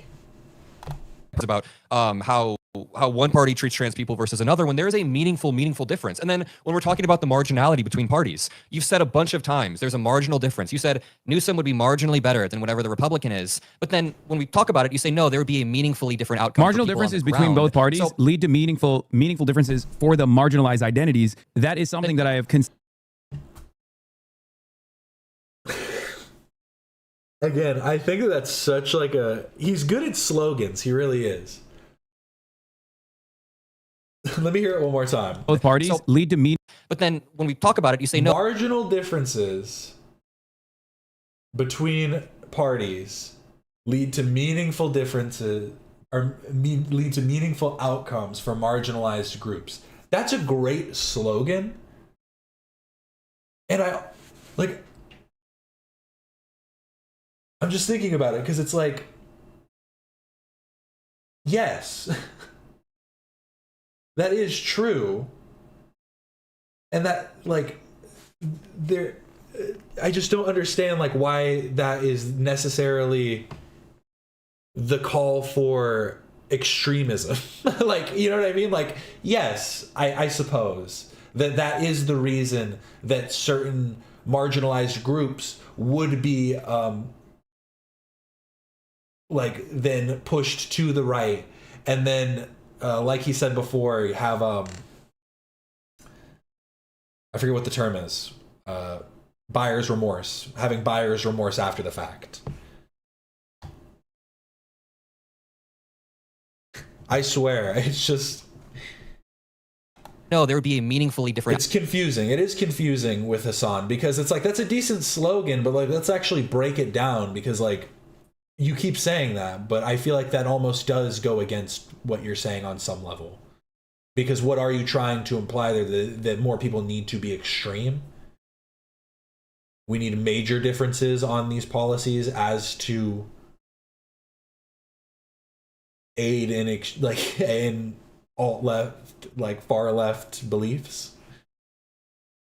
outcome. Marginal differences between both parties lead to meaningful differences for the marginalized identities. That is something that I have that's something that I've talked about for the past 10 years. This is something that I acknowledge. I don't think that there is no difference between two parties, except for certain issues. There are issues where there are no differences, or at least there is like broad consensus politics, right? And if you want to explore that, that's actually the biggest part of my argument. The consensus that, for example, healthcare is going to remain private. My argument. Consensus politics. I haven't used this yet. I swear, every time Hasan speaks, it's just right. And if you want to explore that,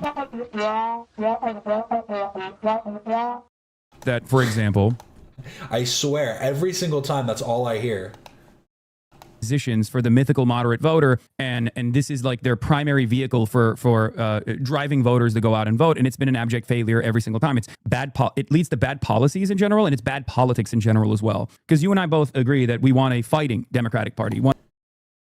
The issue is the framing. He's using the term marginal broadly, but if you look at some of those California trans policies, they're not mostly marginal, but yes, marginal differences do help. It's deceit, yeah.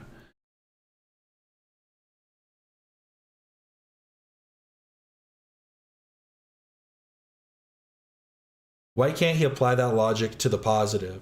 As in, marginal differences in policy have meaningful change for the marginalized in the positive. As in, don't throw the baby out with the bathwater. Yeah, no, that's the whole point. Is like, shouldn't we be trying to encourage people like toward our side based on these marginal differences? Because the marginal differences would be yes, that is the factor. Those are the things that matter, that are going to sway the mythical moderate. Like, those are quite literally the things that will sway the mythical moderate. But it's just ridiculous. Like, without marginal differences, there wouldn't be like there'd be a lot more issues, I guess. Like, it's good that there are marginal differences. There shouldn't be like major differences on everything. And I think a lot of social issues is where we should kind of have that. I don't know, it's like there should be a bit more like at least for the Western world, right? Like, that's what we expect from I guess I shouldn't say Western, but just more progressive policies. As you want more, like a more progressive country, you want more marginal differences between your conservative and liberal like stances, right? Because even though there are conservatives, their conservative leaning would still lean in like a liberal pool, in a sense. One that fights uncompromisingly for not just individual marginalized identities, but fights for the entirety of the working class in a holistic way. And absolutely, when they don't present themselves as such, and they've been pretty bad at it. I mean, I think I saw you even criticize Hakeem Jeffries as well, or Chuck Schumer at least, like recently, saying like they must resign. Yeah, our approval ratings. Sorry, I went back a little too far. Is that just hyperbole? Because really very quickly, you said a minute ago, like, hey, don't I have a more nuanced view than you would have thought that I had? No title or thumbnail. 3 minutes left. Whatever will we do? 222. And it's like, sure, but you're also just like saying two completely different things. You're giving a completely different argument. You've said he's on the live stream now. Wait, does he have the video cam up? I'm sorry, I'm jumping between this and Lust to see. It's a message of. No, they're still just calling. Wait, did he call him on his phone? Why is he on his? I just realized that I thought this was just like really shitty audio, but he's actually like holding his phone up to the mic. Her telling somebody else that she's received nude videos of two people, one person that I don't even have nude videos of. That's the only evidence right now in this entire have nude. Her telling somebody else that she's received nude videos of two people, one person that I don't even have nude videos of. Okay, well, it's your word against theirs then. I mean, that's kind of like you can't prove a negative, right? You can't prove that you don't have something. So it's kind of just your word against theirs. And based on statements that you've made prior, I don't know how much I trust your word, to be completely honest. I'd vote third party because at that point it doesn't matter. And then you switch that to at that point it's out of my hands. You've I had known he called in. I just didn't know if he actually came on the stream or if he was still just on the phone. I didn't even know he was on the phone with him, to be honest. All of these statements that makes it a lot funnier to me. Party because at that point it doesn't matter, and then you switch that to at that point it's out of my hands. You've Yeah, basically that said was- like all of these statements that are was the- hyperbole. that was So when the you're argument I repeatedly was making. But when you are repeatedly hyperbolizing the Democratic Party as being basically the same as the Republican Party, that creates a level of voter apathy, and I think that is why liberals on Twitter are very mad at you. I mean, of course, there's going to be like the crazy fucks who are always going to say some random shit, but I mean, like, I think that's the legit criticism that people have of the way that you approach this, is the way that you draw this false equivalency between the two parties. And Okay. then, like, when you get confronted on it, or when someone asks you about it, you're like, well, it's just hyperbole. It's like, no, like, we shouldn't hyperbolize about trans people. I know that that's not a serious thing you mean, of course. I'm just saying we shouldn't like hyperbolize about how one party treats trans people versus another when there is a meaningful difference. And then when we're talking about the marginality between parties, you've said a bunch of times there's a marginal difference. You said Newsom would be marginally better than whatever the Republican is. But then when we talk about it, you say, no, there would be a meaningfully different outcome. Marginal for people on differences the between ground. both parties So, lead to meeting that parties and the I went party back that way too far. also wants to maintain private health now. when This is a people good- I think it's because they keep reiterating the same points. I'm not realizing it. the population subsidies that end up still not tackling like the for-profit healthcare structure By the way, Cap, Harley is right. I just got Canadian Wendy's and it hits. Might have to go to Canada. There's more reasons every day. that exists, tries to keep that system alive. Would you agree with that? yes, but just because Democrats are insufficient doesn't mean there's a marginal difference. And that doesn't mean there's a marginal difference in outcome. Like, we agree on but this. from the perspective, but from you Well, the thing is, I completely understand what Hasan is trying to say, but I feel like the application of it doesn't make sense.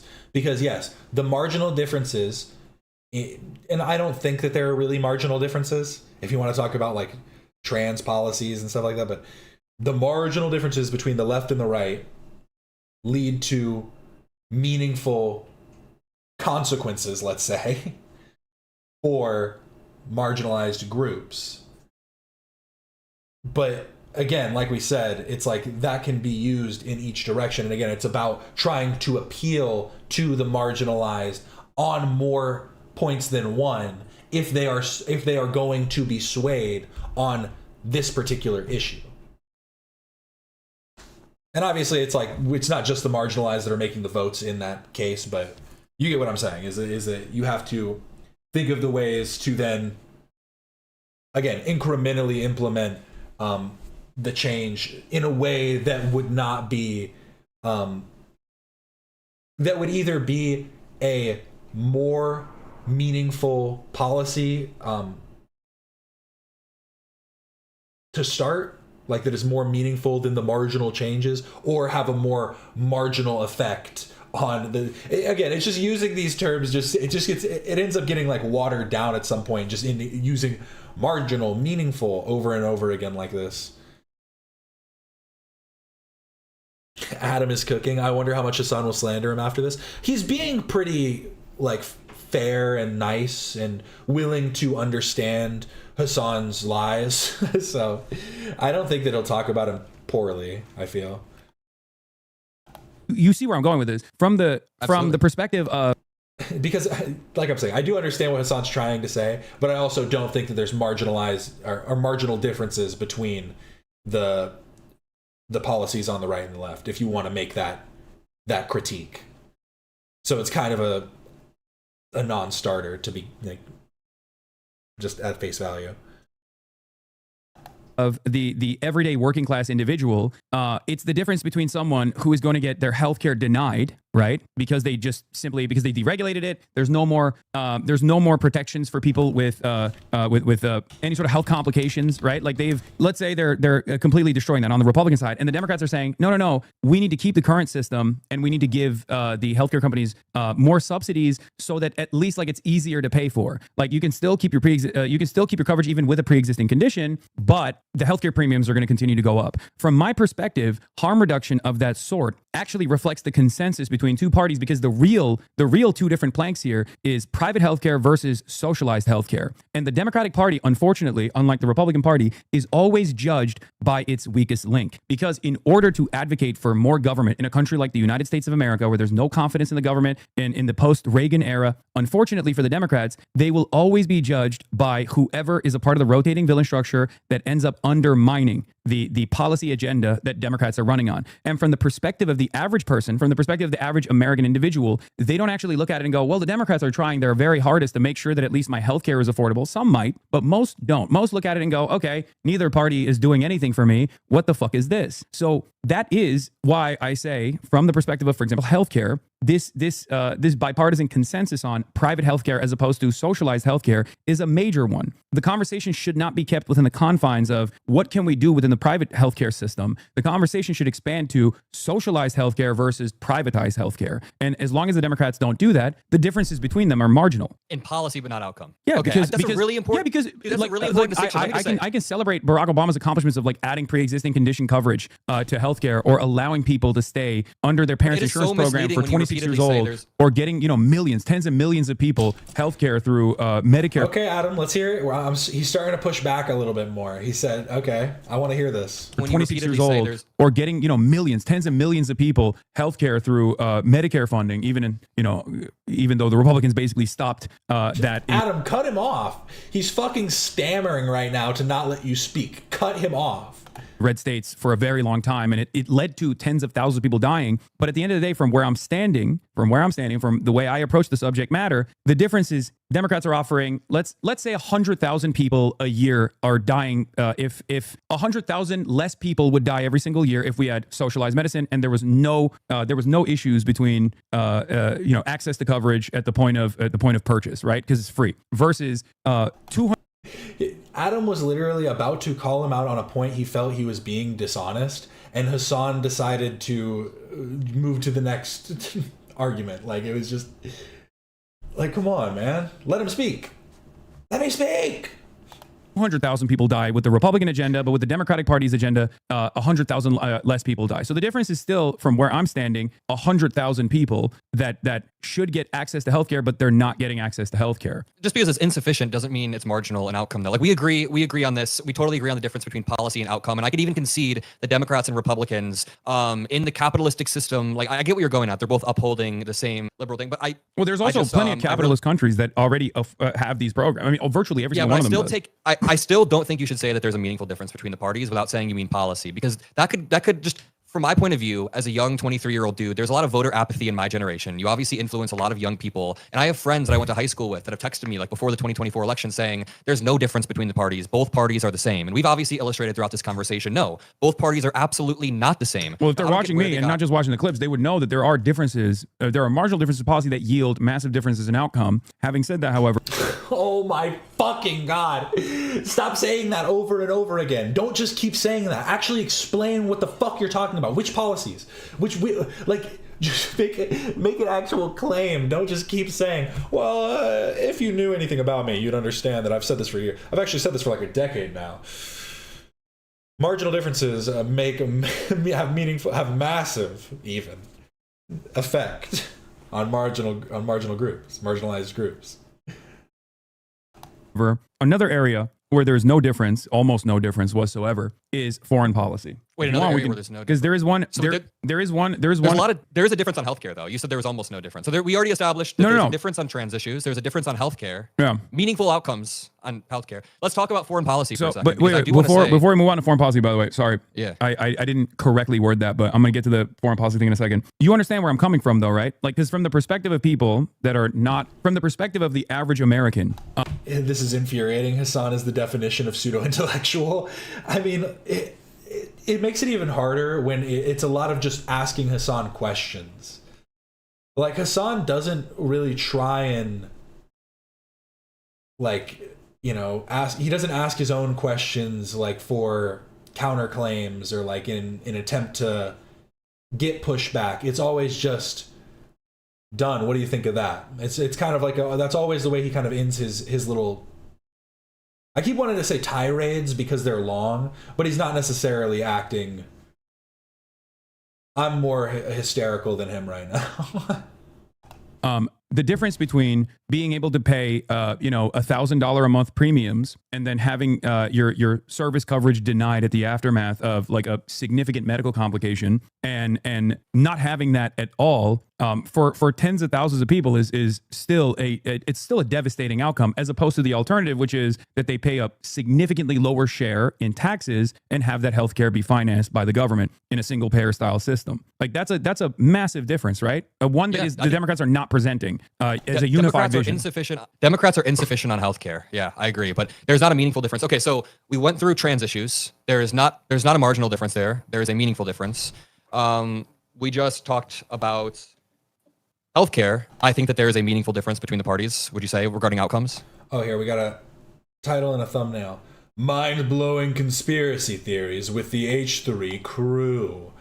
We're going to be learning about Bohemian Grove, chemtrails, 9/11. What's up with them crop circles, huh? What's up with them? All types of stuff.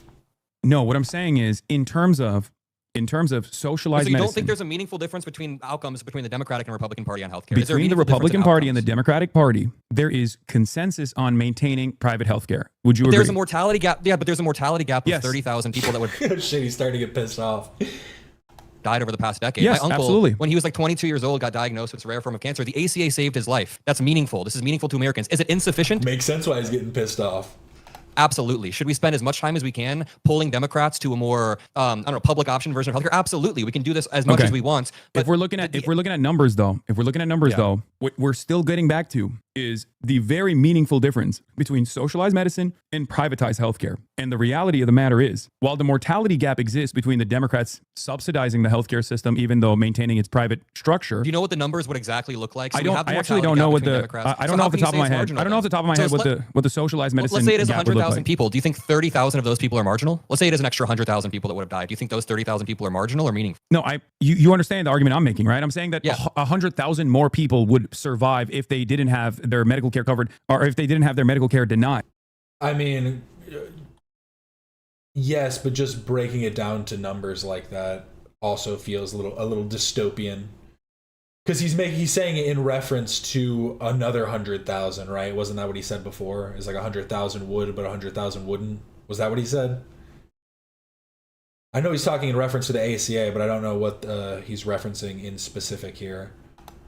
There are people right now in the United States of America choose to forego diabetes medication and die because they just simply can't pay for it. Like that's awful. not that's. I think you and I both agree that that's completely unacceptable, right? Absolutely. I think Okay. that the U.S. healthcare system is And pretty from awful. my and it's insufficient. perspective, that is a meaningful difference, is what I'm saying. Especially when compared to the consensus that is represented as far as maintaining a private healthcare system. So it's even a much larger number, is my point. I get what you're saying. So I think that So even that isn't marginal.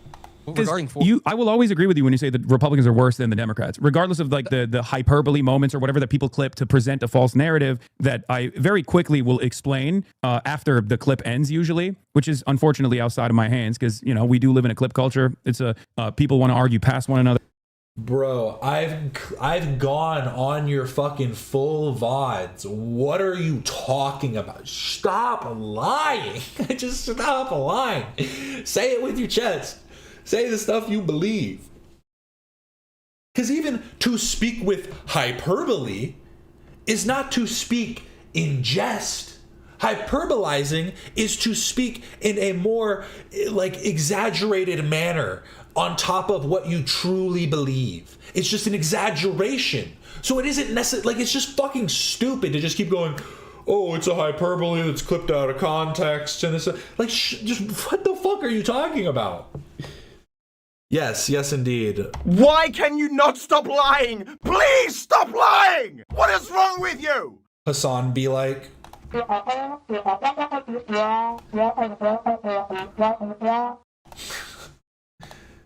Hasan be hitting the peanuts.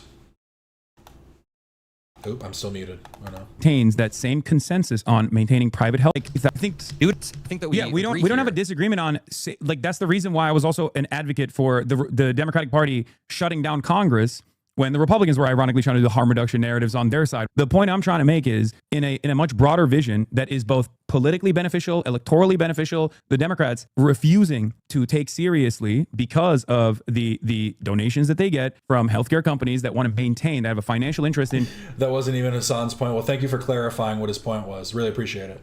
maintaining a private healthcare system. The Democrats are writing off the additional 70,000 people, and they're getting away with this argument by presenting it as a lesser evil argument. Because it's true. Lesser evil argument is the lesser evil argument, the harm reduction theory is correct. But because of the harm reduction theory being correct, the Democrats lean onto that rather than actually advocate for a bold vision. And at times they even lose the election, but it seemingly doesn't matter, right? I think what we should do before the 2028 primaries is push our party as much as possible to reject the type of special interest groups that have led to this over the past decade. decade have led to the Democratic Party kind of It made Ethan's eyes hazel. No, it made them reptilian.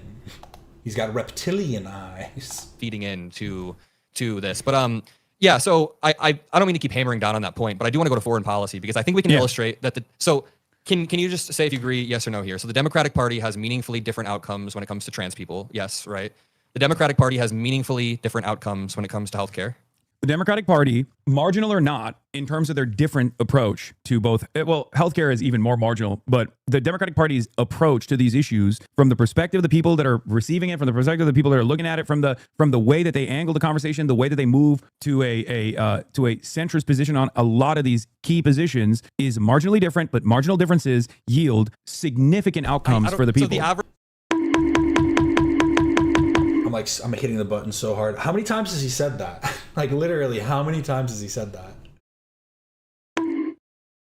person views the policies as marginally different, even though they're the ones who are receiving the outcomes. Like the person who either gets yes, insulin or doesn't 100%. get Do you insulin. think that Like the average American is making a reasonable, a rational decision when they're voting? Not the average American, but the Americans that are affected. Like if you need insulin and you get rejected due to a Republican Party, that's meaningful. There's meaningful outcomes there. Yeah, and yet they still make irrational choices all the time. I mean, I think I didn't think you'd disagree with me on that. Yeah, well, how many people with like immediate undocumented family members voted for Donald Trump? Yeah, that's true. That's fair. They are insanely irrational in their decision making. That's why I always say you have to have a definable agenda that makes you that makes you viable at the elections. There's two people different are problems irrational here. actors no matter what, though. People are going to be irrational actors no matter. And my argument is the reason why I think they're running on a defensive posture is because they can lean into the harm reduction narratives. Because the harm reduction narrative is a correct approach. It is correct in theory, but given that most voters are making irrational.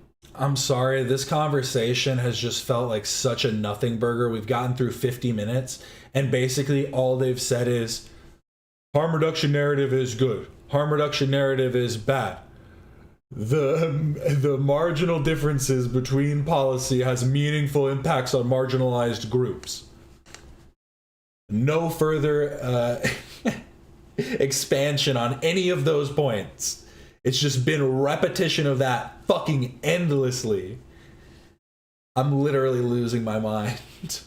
Decisions, unless they're literally fucking bludgeoned in the head with it over and over again to spell out those party differences, they're not going to make a rational choice. And many of them are not even going to vote at all. My community, on the other hand, by the way, overwhelmingly voted for Kamala Harris, but that's besides the point. I mean, virtually every single person in my community voted for Kamala Harris, contrary to what people say. If it's 2028, voters are irrational. Nobody knows what they want. Gavin Newsom's going to turn his back on his beliefs as soon as he becomes the president. It's just what's going to happen.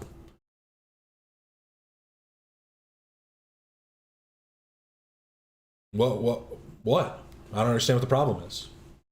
man, and we're running on like harm reduction narratives in the general, I will be very, very disappointed. I hope that we have a really, I'm excited. You'll be disappointed. So you understand what I'm saying though, right? Then don't you feel like it would be out of your hands as far as like what you can do? Because at that point I can lie to my audience. At that point I can lie to my audience and be like, no, you guys don't understand. Kamala Harris, when she says we're gonna have the most lethal military, what she actually means is that she's gonna be anti-war as opposed to Donald Trump. No one's gonna fucking listen to me. You say your audience, listen, we had an ideological primary, and if Gavin Newsom is the nominee, this obviously did not go our way. We will continue to pressure his administration, but the difference between voting for Gavin Newsom and a JD Vance, or voting third party and abstaining and lowering the threshold for JD Vance, is the difference between quite literally 15 million people dying due to USAID cuts, which Gavin Newsom would restore. It's a difference between like a mother in Sudan having a malaria vaccine for their infant son versus that malaria vaccine not being there and the son dying. There's multiple studies and models showing that 12 to 14 million people will die by 2030 due to the cuts of USAID. And I think that it is the onus is on us in 2028, whether it's Newsom or another candidate, to be at the end of the day, be like, yeah, we have to suck it up and we have to not only just reduce harm marginally. I hope that Gavin Newsom never runs on even if he's going to restore USAID, I hope he doesn't try to run on restoring USAID, because I feel like that will lead to a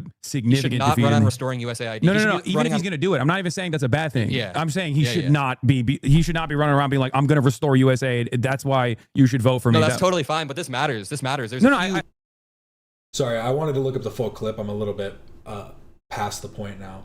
But the thing about Kamala Harris saying we will have the most lethal military, she did say that, and I think that honestly, it's like, yeah, that's bad, and we should talk about that and maybe have her denounce that claim. But to say then that like that is a reason to wholly like oppose her at any point just seems ridiculous. Because again, it's like, we have a military. Like, I would hope not everyone's wanting to use it, but I would also hope they would want it to be effective. Calling it lethal is bad because that's implying actual destruction and harm and death just inherently in the statement. So yeah, that is very bad. But again, it's like, if you want to say that Gavin Newsom would completely oppose his previous statements and actions, then how do we know that that's really what Kamala would have done? Who knows? I think that the party would have convinced her that that's wrong and that, no, our military shouldn't have been bad. It just seems like I don't know. It just, when you're speaking in both absolutes and like hypotheticals, I feel like you can really argue anything, can't you? You can really say whatever you want. Get a life, dude. Hasan and Adam don't even know you exist. Cool. No. Yeah, yes, they do. Yes, they do. They do know I exist. They know I'm real. Fuck are you talking about? I don't disagree with you. I don't disagree with you on that either. So what do you mean? It's maybe it'll come across as a shock for people, but what do you mean it's out of your hands at that point? I don't think it's out of our hands at that point. What is out of my hands is that no matter what if people ask me about, why Kamala Harris was not coming out. Also, most of his audience voted for Palestine. Even right-wingers voted for Palestine because nobody likes Zionist beggars. Yeah. You're right. That's why Trump's in office. No one likes a Zionist beggar. The guy that the FBI literally is investigating because they think he's bought by Israel. Oh yeah, no one likes a Zionist beggar. Out and releasing a statement about the Do you know Palestine ran in 2024? That's also the thing, is like, you think being a single issue voter is a good thing because you're again outlining issues with your perspectives just by stating them. Most of Hasan's fans were single issue voters, so yeah. Like, that's a good thing? Significant differences that she presented as opposed to the Biden administration's Gaza policy, because I think we agree that like she did not separate from Joe Biden in a meaningful way at all, right? Like, yeah, she did, and that's a big part of why she lost. So, so one of my biggest points of contention, especially leaving the DNC where I got basically blackpilled, I was like, I could not believe like how much people were celebrating it and how much people thought like, oh, we got this in the bag. When the situation on the ground showed a very different reality, at least from my perspective. When Kamala Harris refused to sever ties with Biden, and I know that would have been a complicated process regardless, and there would be a lot of drama surrounding it, but I think with expert messaging, that would have been very beneficial for Kamala Harris, similar to like Mark Carney versus, Justin Trudeau, cutting the dead weight, basically, taking out an unpopular figure and then rising from the ashes and presenting a bold new vision. Even within 107 days, she could have, tried to do this. When they didn't do that, and they tried to win by hugging and kissing Liz Cheney, and tried to win by like going after this mythical moderate voter in the exact ways that Matt Iglesias and Jonathan Chait and all these other people presented as a positive, like a lot of these commentary folk that the Democrats do listen to for some reason, I don't know why. When they ran around with this pivot to the center and kept repeating it, and the consulting class kept repeating that this was like the appropriate thing to do, when I had two options. I could have just been like, well, guys, you have to understand Kamala Harris is actually going to be much better than Donald Trump, which I did bring up with regular free. Oh my fucking God.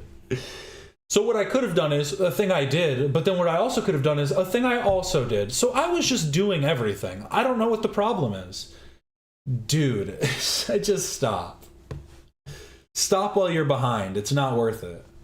Frequency, especially there's no catching up at this point. As it pertains to what Donald Trump was presenting, mass deportations and what that would look like. And there are many, many videos where I, presented how terrifying a vision Donald Trump was spelling for the future of the country versus what Kamala Harris was presenting, which conceded, because this was another holdover from the Biden administration, conceded that undocumented migrants were actually a national security interest, a national security issue, that they were actually leading to crime, and that the only solution was a compromise position that wasn't mass deportations, but instead was like, deportation. Again, we watched that conversation with Obama and Brian Tyler Cohen. And I think Obama outlined it pretty well. And while I don't agree with Obama on everything, I do think when he was talking about the fact that you see it on the left and the right, that people understand there is a difference in like American citizens and immigrants, and it's about creating a like productive like policy in which like these people are able to become citizens. And like there's just again, like you can argue about like the verbiage used and like, you know, the way that, but then isn't that quite literally tone policing? We had people coming in here being like, Adam Mockler just wants to tone police Hasan. Isn't Hasan literally just trying to tone police the entire Democratic Party at that point then? Saying, oh, well, they're not saying it the right way. They're not saying it exactly the way that I want. Even if we could encourage them, even if they would be better for it, even if we could possibly encourage, you know, positive outcomes based on policy change. Like maybe that is like it's just so, it is reductive. It is just ridiculous. Of some. That was completely unnecessary because the main point that the Republicans drove home was built around a lie that undocumented migrants are responsible for a higher share of per capita crimes than natural-born U.S. citizens are. That's never been Are you the not truth. okay with some deportations if someone's actually committing crimes? Because the stats say that undocumented immigrants commit crimes at lower rates than native-born citizens. They commit crimes at very low rates. But if somebody does commit a crime and they're caught here, are you okay with deportation? Say it's not ICE.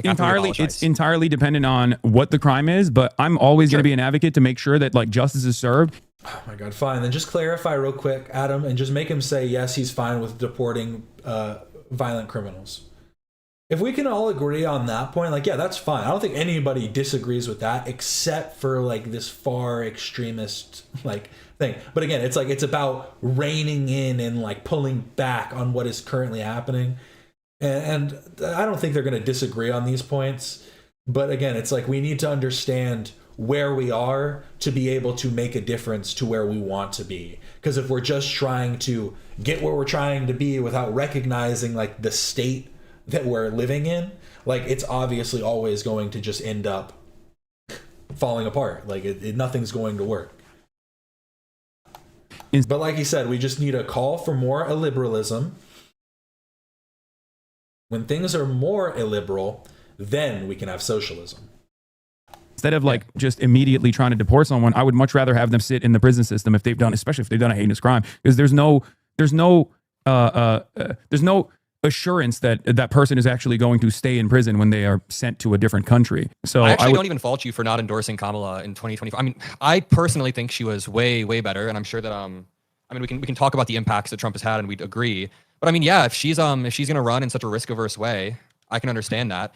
I just I think before we move on to the forward-looking message, my argument is Kamala Harris didn't present that vision appropriately, and that's why she lost. Yeah. She should have sat there and been like, "What do you guys think mass deportation is going to look like?" This is verbatim, bar for bar, what I told. Then you have Idos who just said that prison shouldn't exist at all. Did he actually say that? Both Democrat consultants. I bet he would say something like, no, they should have a facility where they go to, and like they're not like allowed to leave, but like it's like better condition. Like he would just make his own prison, like he'd outline just better conditions for a prison.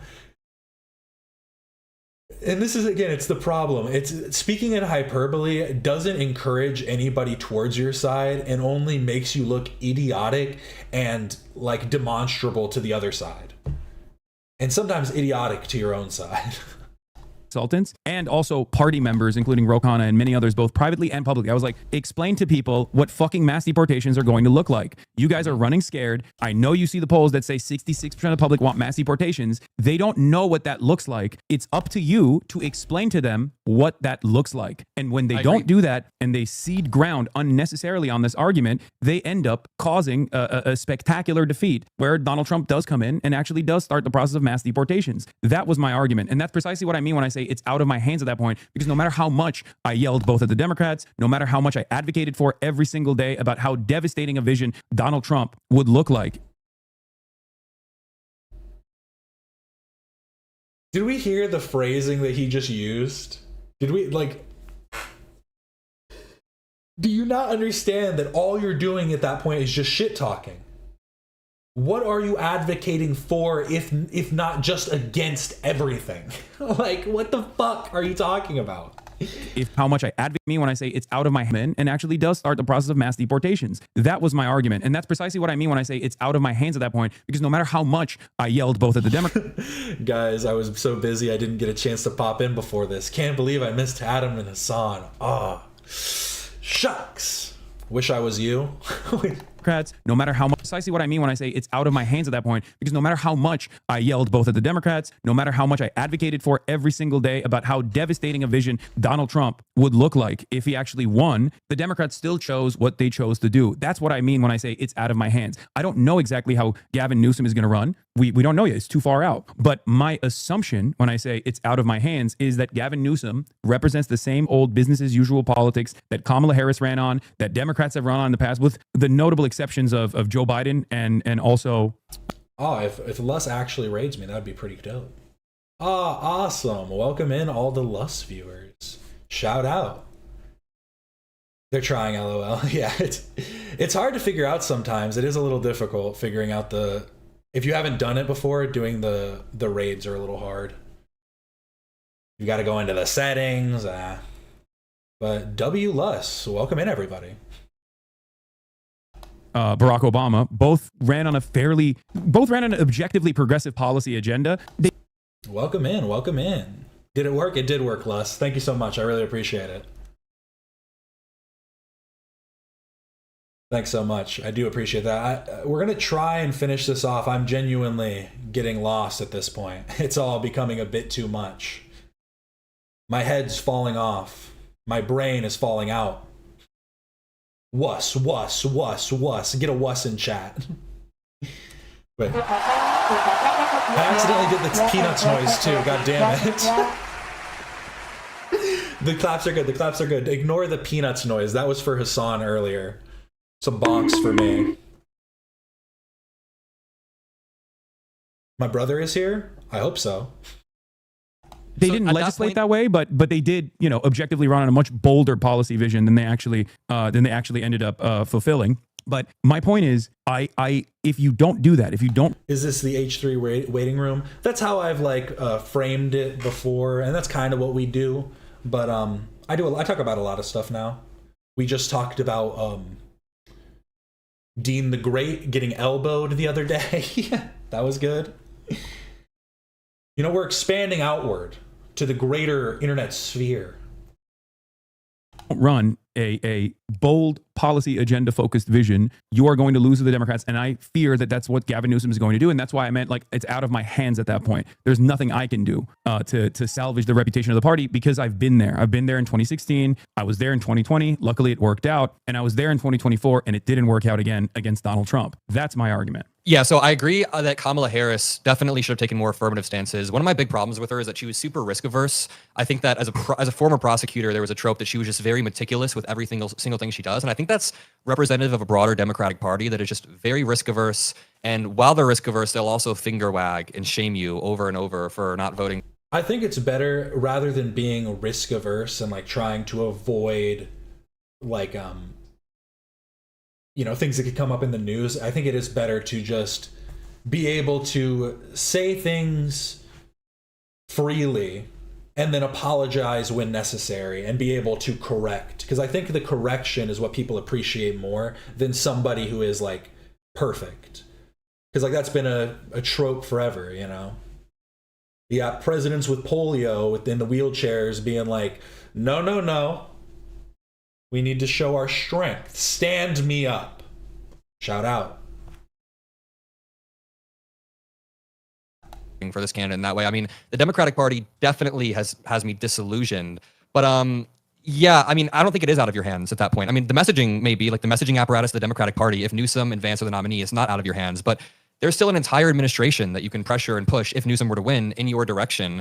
It's yeah, not I'm going to keep doing that and regardless. You also said, but it's not what you said. It's at that point it doesn't even matter, and I can understand. Yeah. What I meant, and if you listen to what the conversation I was having afterwards, is what I meant is it's impossible. And this is a thing that I brought up over and over again with Kamala Harris in 2024, is that there's nothing I can do to outflank the party. One example I'll give you, I think you'll agree with. Kamala Harris got $1 billion, right? Massive war chest. She comes in hot. She comes out with this, like, I thought it was going to be a visionary agenda. They choose Tim Walz. They're coming out of the NC. I'm a little shook in my confidence in the party. And they dump $30 million to the television market in Pennsylvania. And the polls didn't even move a little bit. That was a major sign of alarm, major sign for concern for me. At the time, I said, this implies that people are hearing the message, but they're not identifying with it. They don't like it. They don't like what Kamala Harris is presenting. Because at that point, no matter how much money you spend, no matter how much you tell people that you're going to be better, that you're going to be better than the Republicans, and here is why, they were not responding positively to it. And that should have been a really important point for Kamala Harris to pivot away, go back to the drawing board, and potentially come out with a more bold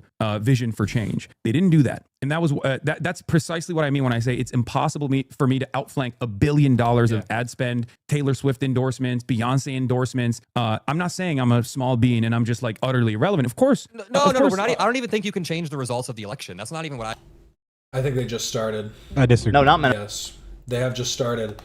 They were only 30 minutes late today. I'm going to watch a little bit more of this, I think, but I don't know how much more I can take. I've got to be honest. But the H3 show has started for anybody that's dipping out for that. But do appreciate everybody for stopping in. Like and subscribe if you haven't already. But I'm going to continue with this for a bit for anybody that wants to stay. This is fucking just, it's so, I feel like, how have we gotten through an hour? And I feel like so little was actually said.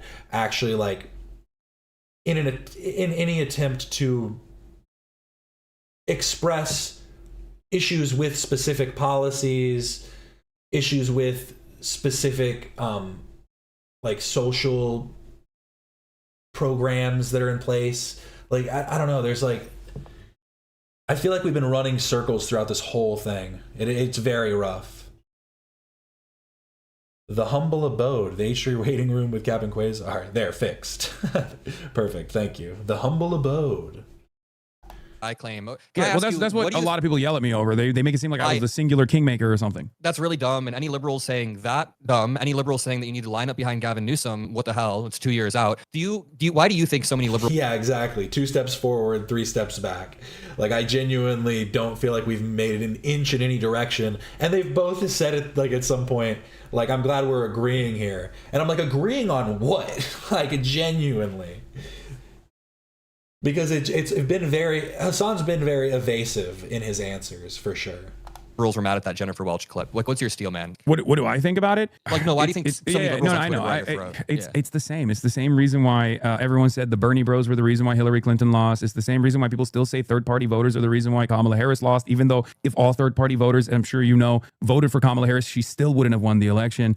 It's people looking for an alternative. It's not that their vision of what the Democratic Party should be doing is incorrect entirely. It must be something else. So they're just looking to blame someone else. And I'm fine being that guy. If they want, it's just, Hasan, you have to realize how, like, just hilariously simplistic it is to believe that somehow more extreme values, more extreme policies are going to sway people in your direction. That doesn't make any sense. Like, that doesn't make any sense at all. And you're saying, oh, it's because people need to be more adamant. But, like, that just doesn't make any sense. The viewers are dropping like flies. You don't exist. Well, you've been sticking around, so thanks. I appreciate it. The watch hours matter more.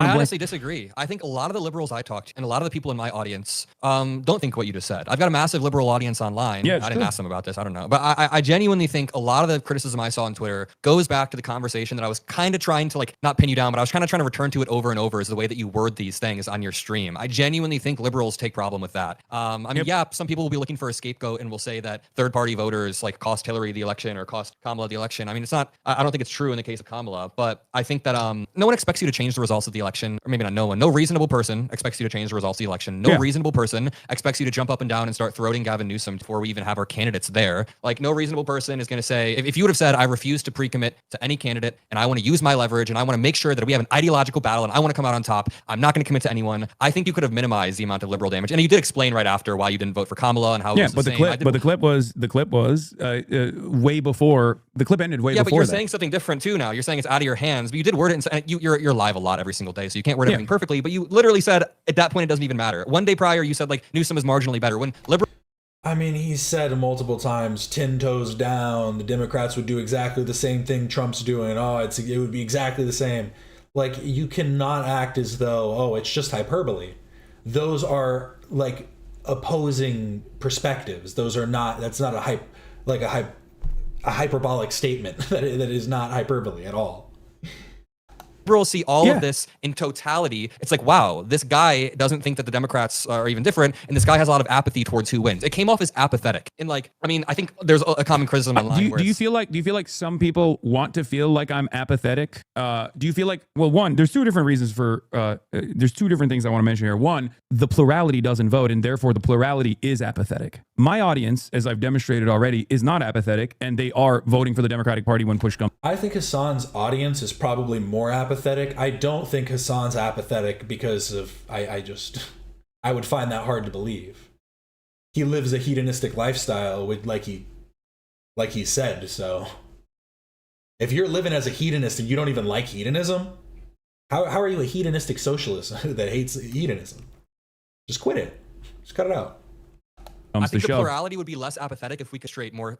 I think the plurality is apathetic because people say there's a marginal difference between the parties. Okay. So if we could illustrate. This is a good point. This is a good point. So you think it's people like myself and others that are creating this apathy and not the multi-billion-dollar messaging infrastructure of the Democratic Party that is making it seem as though the differences are either completely irrelevant for them No. or inconsequential. No, I think it'll be both. It can be both and. Two things can be true. So the Democratic Party is definitely insufficient. No. But that was the point I was making. I was saying like incredibly insufficient.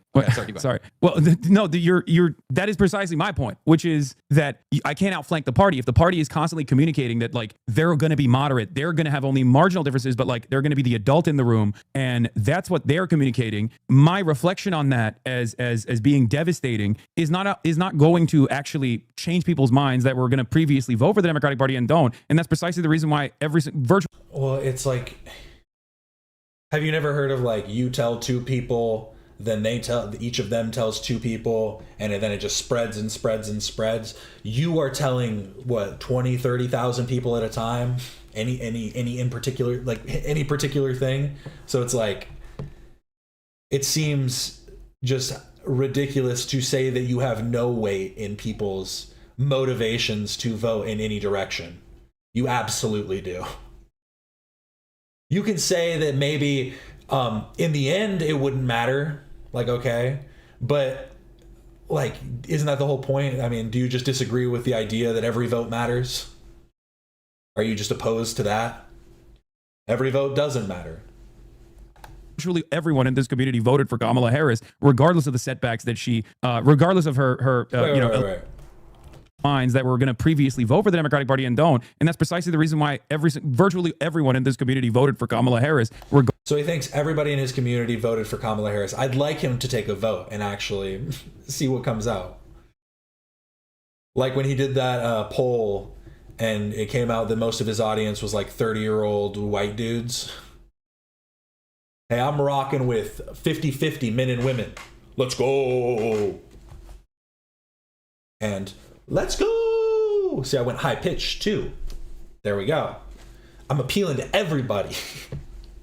Regardless of the setbacks that she, regardless of her election hangups, and that's the reason why I don't necessarily care what liberals say on the internet. Like, if they want to yell at me, it's fine. One of the things that they consistently mention is like, oh, he's popular because he's shitting on the Democrats, and that is the problem. You're basically recognizing that the Democratic Party is an incredibly unpopular brand, and we have to fix that if you want the Democrats to actually consistently and reliably win elections, which I care a lot more about the policy agenda than I do about Democrats as a brand, as a party. party winning, right? Sure. So that is the issue, and these guys don't understand that that's the issue, and constantly recycling harm reduction narratives over and over again doesn't actually make people on the outside, the plurality of voters that do have that apathy, take a different look at the Democratic Party. It just makes Democrats look like smug elitist assholes who are entitled to your vote. And for I them, think it can be both and. It can be both and. The Democratic Party definitely needs to message better and draw the difference better. But I also think that the way that you speak about it, I'm not blaming it all on you, by the way, not even blaming it mostly on you. I think that the way people speak about it is that the parties are the same does create that type of apathy as well. When they're not the same, we've walked through this entire stream how there are meaningful differences.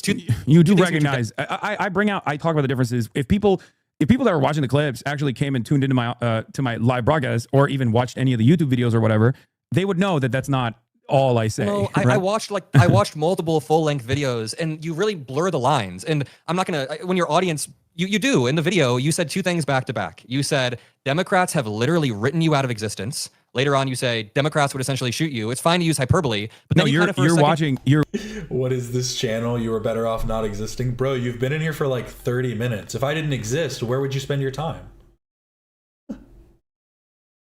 You know what? I'm better off not existing. So here, I'll hide you from the channel so you don't have to deal with me anymore. There you go, buddy. Now you know you don't have to see me anymore. Or I guess I don't have to see you. I think you can still message in chat, but feel free. You've been in here for like maybe 30 minutes, like 45 minutes, bro. You're worthless. Thanks. Nobody cares about you. Do you think I think that matters? Adam Mockler doesn't know who I am. These people are children. Hasan fans are 35-year-old males that act like they're 7. It's crazy. You're bringing up two clips. Those are two different clips. No. It's in the same video. It's the same video. I know, but I already explained to you that. But there's additional things I say in between those two clips. Between these two strong declarative statements, you for a second say, yeah, sure, being a trans person in a blue state is probably better than a red state, and then you go back to saying the next statement. The idea that and there are a million examples I can show you if you want to see it, but the idea that I don't actually maintain the validity of the harm reduction argument, I just don't present it as the number one solution. I recognize that there is a difference between the Democratic Party and the Republican Party. Like, there are certain aspects of Then why do you find it necessary to constantly use hyperbole and speak so flagrantly, in which you state that 10 toes down, Kamala would be doing the same thing as Trump. Oh, the outcomes would be the same. Oh, it would look the same for ICE and for Palestine and for everything. Like, you've literally said for all of these different topics. You can say, oh, I've actually spoken about it in more nuance if you watch my 12-hour streams. But that's just like, why speak in hyperbole on so many occasions then, on so many different topics, if you claim that you do understand the differences? Because it seems unnecessary then to keep drawing. Like, what is the purpose of the hyperbole? Like, I don't get it. Are you making a joke? Are you like, what's the purpose then? We have a difference of opinion, or we have a different approach between the Democratic Party and the Republican Party that's just like not translating to the population at all. And there's good reason for them to actually there's good reason for the average person to not think that there's any major difference. Yeah, that's a good point too. Literally spends all stream smearing Democrats at every term. Dins are making people apathetic. I mean, Hasan saying people... He claimed that people were saying that he's the reason people are turning apathetic. But then he is just pushing it back on everybody else, being like, well, actually, it's the Democrats. Well, in reality, it's the Democrats, not me. They want to think that it's just me, but it's actually them, independently. If you don't agree with me, it's because you're wrong. Did you ever think about that? Between the two parties. And that was the reason why I said that given both Kamala Harris's lack of interest in like communicating a different vision for what will happen with her leadership. I hate using harm reduction when talking about voting. When did that start? I honestly haven't heard it before this. And like, I understand it, like in theory, what they're talking about. So the idea of harm reduction would be the idea to minimize the harm done by the previous administration, I'm assuming. Like reduce like the policy, like the effect of the policies in place, probably. It does almost feel like it doesn't fit the mold well for this like topic. Between United States and Israel, and given her tendency to lean into Joe Biden's yeah, I've only heard it in healthcare. That's usually where like in healthcare, surgery, like stuff like that, talking about like mental health and stuff like that too. Yeah, I feel like I've only heard it here, and I don't know if it might be a greater term that people use. Agenda on migration. People were looking for the a right change wing agent, bill. for sure. The right wing bill that they passed, that they packaged as a bipartisan bill that was like almost single handedly written by that fucking Oklahoma senator that basically offered money to build the wall. Like all of these things that they went back on. People are stupid, but they're not that stupid, right? If you say you're like anti-build the wall for years and years, and then you're like right before the election on October. Because isn't like harm reduction, like, wouldn't that be quite literally what Trump did, right? Like Trump came in and was like, I'm going to stop all these huge issues, stop all of the illegalists coming in and destroying things, and stop all the trans people in other bathrooms, like stuff like that. 6, 2023, you unveil a spending package that has money to build the wall. People are going to look at that and go, oh, so Republicans were right all along. Maybe they were Kamala right. was pretty clear that that's not true, though. I mean, Kamala drew the line. I don't think she played into Trump's anti-immigration criminal rhetoric as much as she did. But the concession is within the legislation. The concession, you don't come forward with well, first of all, she had plenty of fucking, I'm going to be strong on the border videos. Wait, were you okay with strengthening the border from Biden era? Or did you want to continue Biden era policies? Because right now, I thought the Biden era policies were horrendous because the first 100 days of immigration that he ran on, he did not accomplish at all. If you go back to 2021, I believe it's in the month of February, where I said, if the Biden administration, when the images came out of Customs and Border Patrol whipping the Haitian migrants to the Texas border, you remember? They had the reins on horseback. And I said, the Biden administration promised a comprehensive first 100 days of dealing with the humanitarian crisis at the border. And they had a lot of really good policies in there. And those policies were supposed to revolve around expeditious processing of migrants that are coming in and offering them temporary protected status, going through expeditiously on their asylum applications, and making sure that they are relocated, appropriately all around the country. And they got so scared that the Republicans started instantly hitting the immigrants are coming into lines over and over again, that they completely backed away from it. And they thought, as long as we don't address it, it'll go away. And then Greg Abbott came out, Ron DeSantis came out with the express purpose of ruining the immigration process that was already underfunded. At the time I said he needs to play hardball. They didn't do that. No one was held accountable. And all it did was well, and that's again why something like incremental implementation is more appropriate than just because this, honestly, that didn't sound bad. But again, it's when you have something, there are going to be individuals that attempt to fearmonger on it, like based upon it. So then, I mean, that's always going to be like, there's going to be that push and pull. And I don't think that more aggressive enforcement would necessarily reach the outcomes that you're like assuming that they would. Yeah, Hasan is an accelerationist. He wants to the downfall of America, and will do what he can get away with in furtherance of that goal. I mean, he said it in the beginning, and I don't know if maybe he misspoke, but I guess it is true. He's not wrong. Illiberalism leads to, or can lead to, socialist structures, and so that's what he wants. He wants an illiberal America. And it looks like the way we're headed, so let's hope he's right, I guess. I don't know. Create a $12 billion budget shortfall in places like New York City that the federal government did not give immediate aid to, that they could not give immediate aid to, because they purposely bricked the immigration system that exists. Because these guys are supposed to be processed in Texas. The courts have adequate funds to have... Yeah, Hasan decided to sacrifice the risk of to our rights, because socialism or else. Yeah, and that's the whole thing, is it's also weird that he clearly wants like an authoritarian socialistic structure, and that should obviously be pushed back on and like pushed again. Like that's such an odd thing to want. Like, come on. These guys be processed in the state of Texas, right? And they didn't do very detached from reality. That. They didn't do any of that. And that's the reason why over the course of the 3 years, Joe Biden went from having a popular agenda on immigration, winning the popular vote on a much more progressive agenda on combating immigration with a more humanitarian framework, moving towards amnesty, which again has always been broadly popular as opposed to mass deportation. And he didn't do that. And then they conceded on the right-wing attitude, on the white nativist, anti-immigrant sentiment. And that's the reason why they lost the election. Yeah, I think that Biden's immigration policy left a huge vacuum for Donald Trump to then come in with the most far-right immigration policy possible. I don't think they tried to act like all immigrants were criminals or tried to demonize them in the same way. But yeah, they absolutely messed up. And that kind of brings me to like a more affirmative message for the Democratic Party and how we need to not only... It's the difference in not being able to implement an effective policy versus demonstrable destruction of others. Like, what the fuck are we trying to argue here? That these are marginal differences?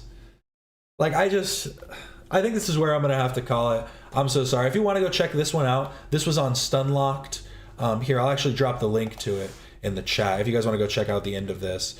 I really do appreciate everybody for stopping. And remember to like and subscribe if you haven't already. I'll be back tomorrow looking at some Epstein stuff. This debate just does... It's not even a debate. It was meant to just be a conversation, and it feels like just a huge nothing burger. But I really do appreciate everybody for stopping in for the time that they did. Here is... I even appreciate all the haters. Thank you so much. But thanks so much for watching. This is Captain Quasar, signing off.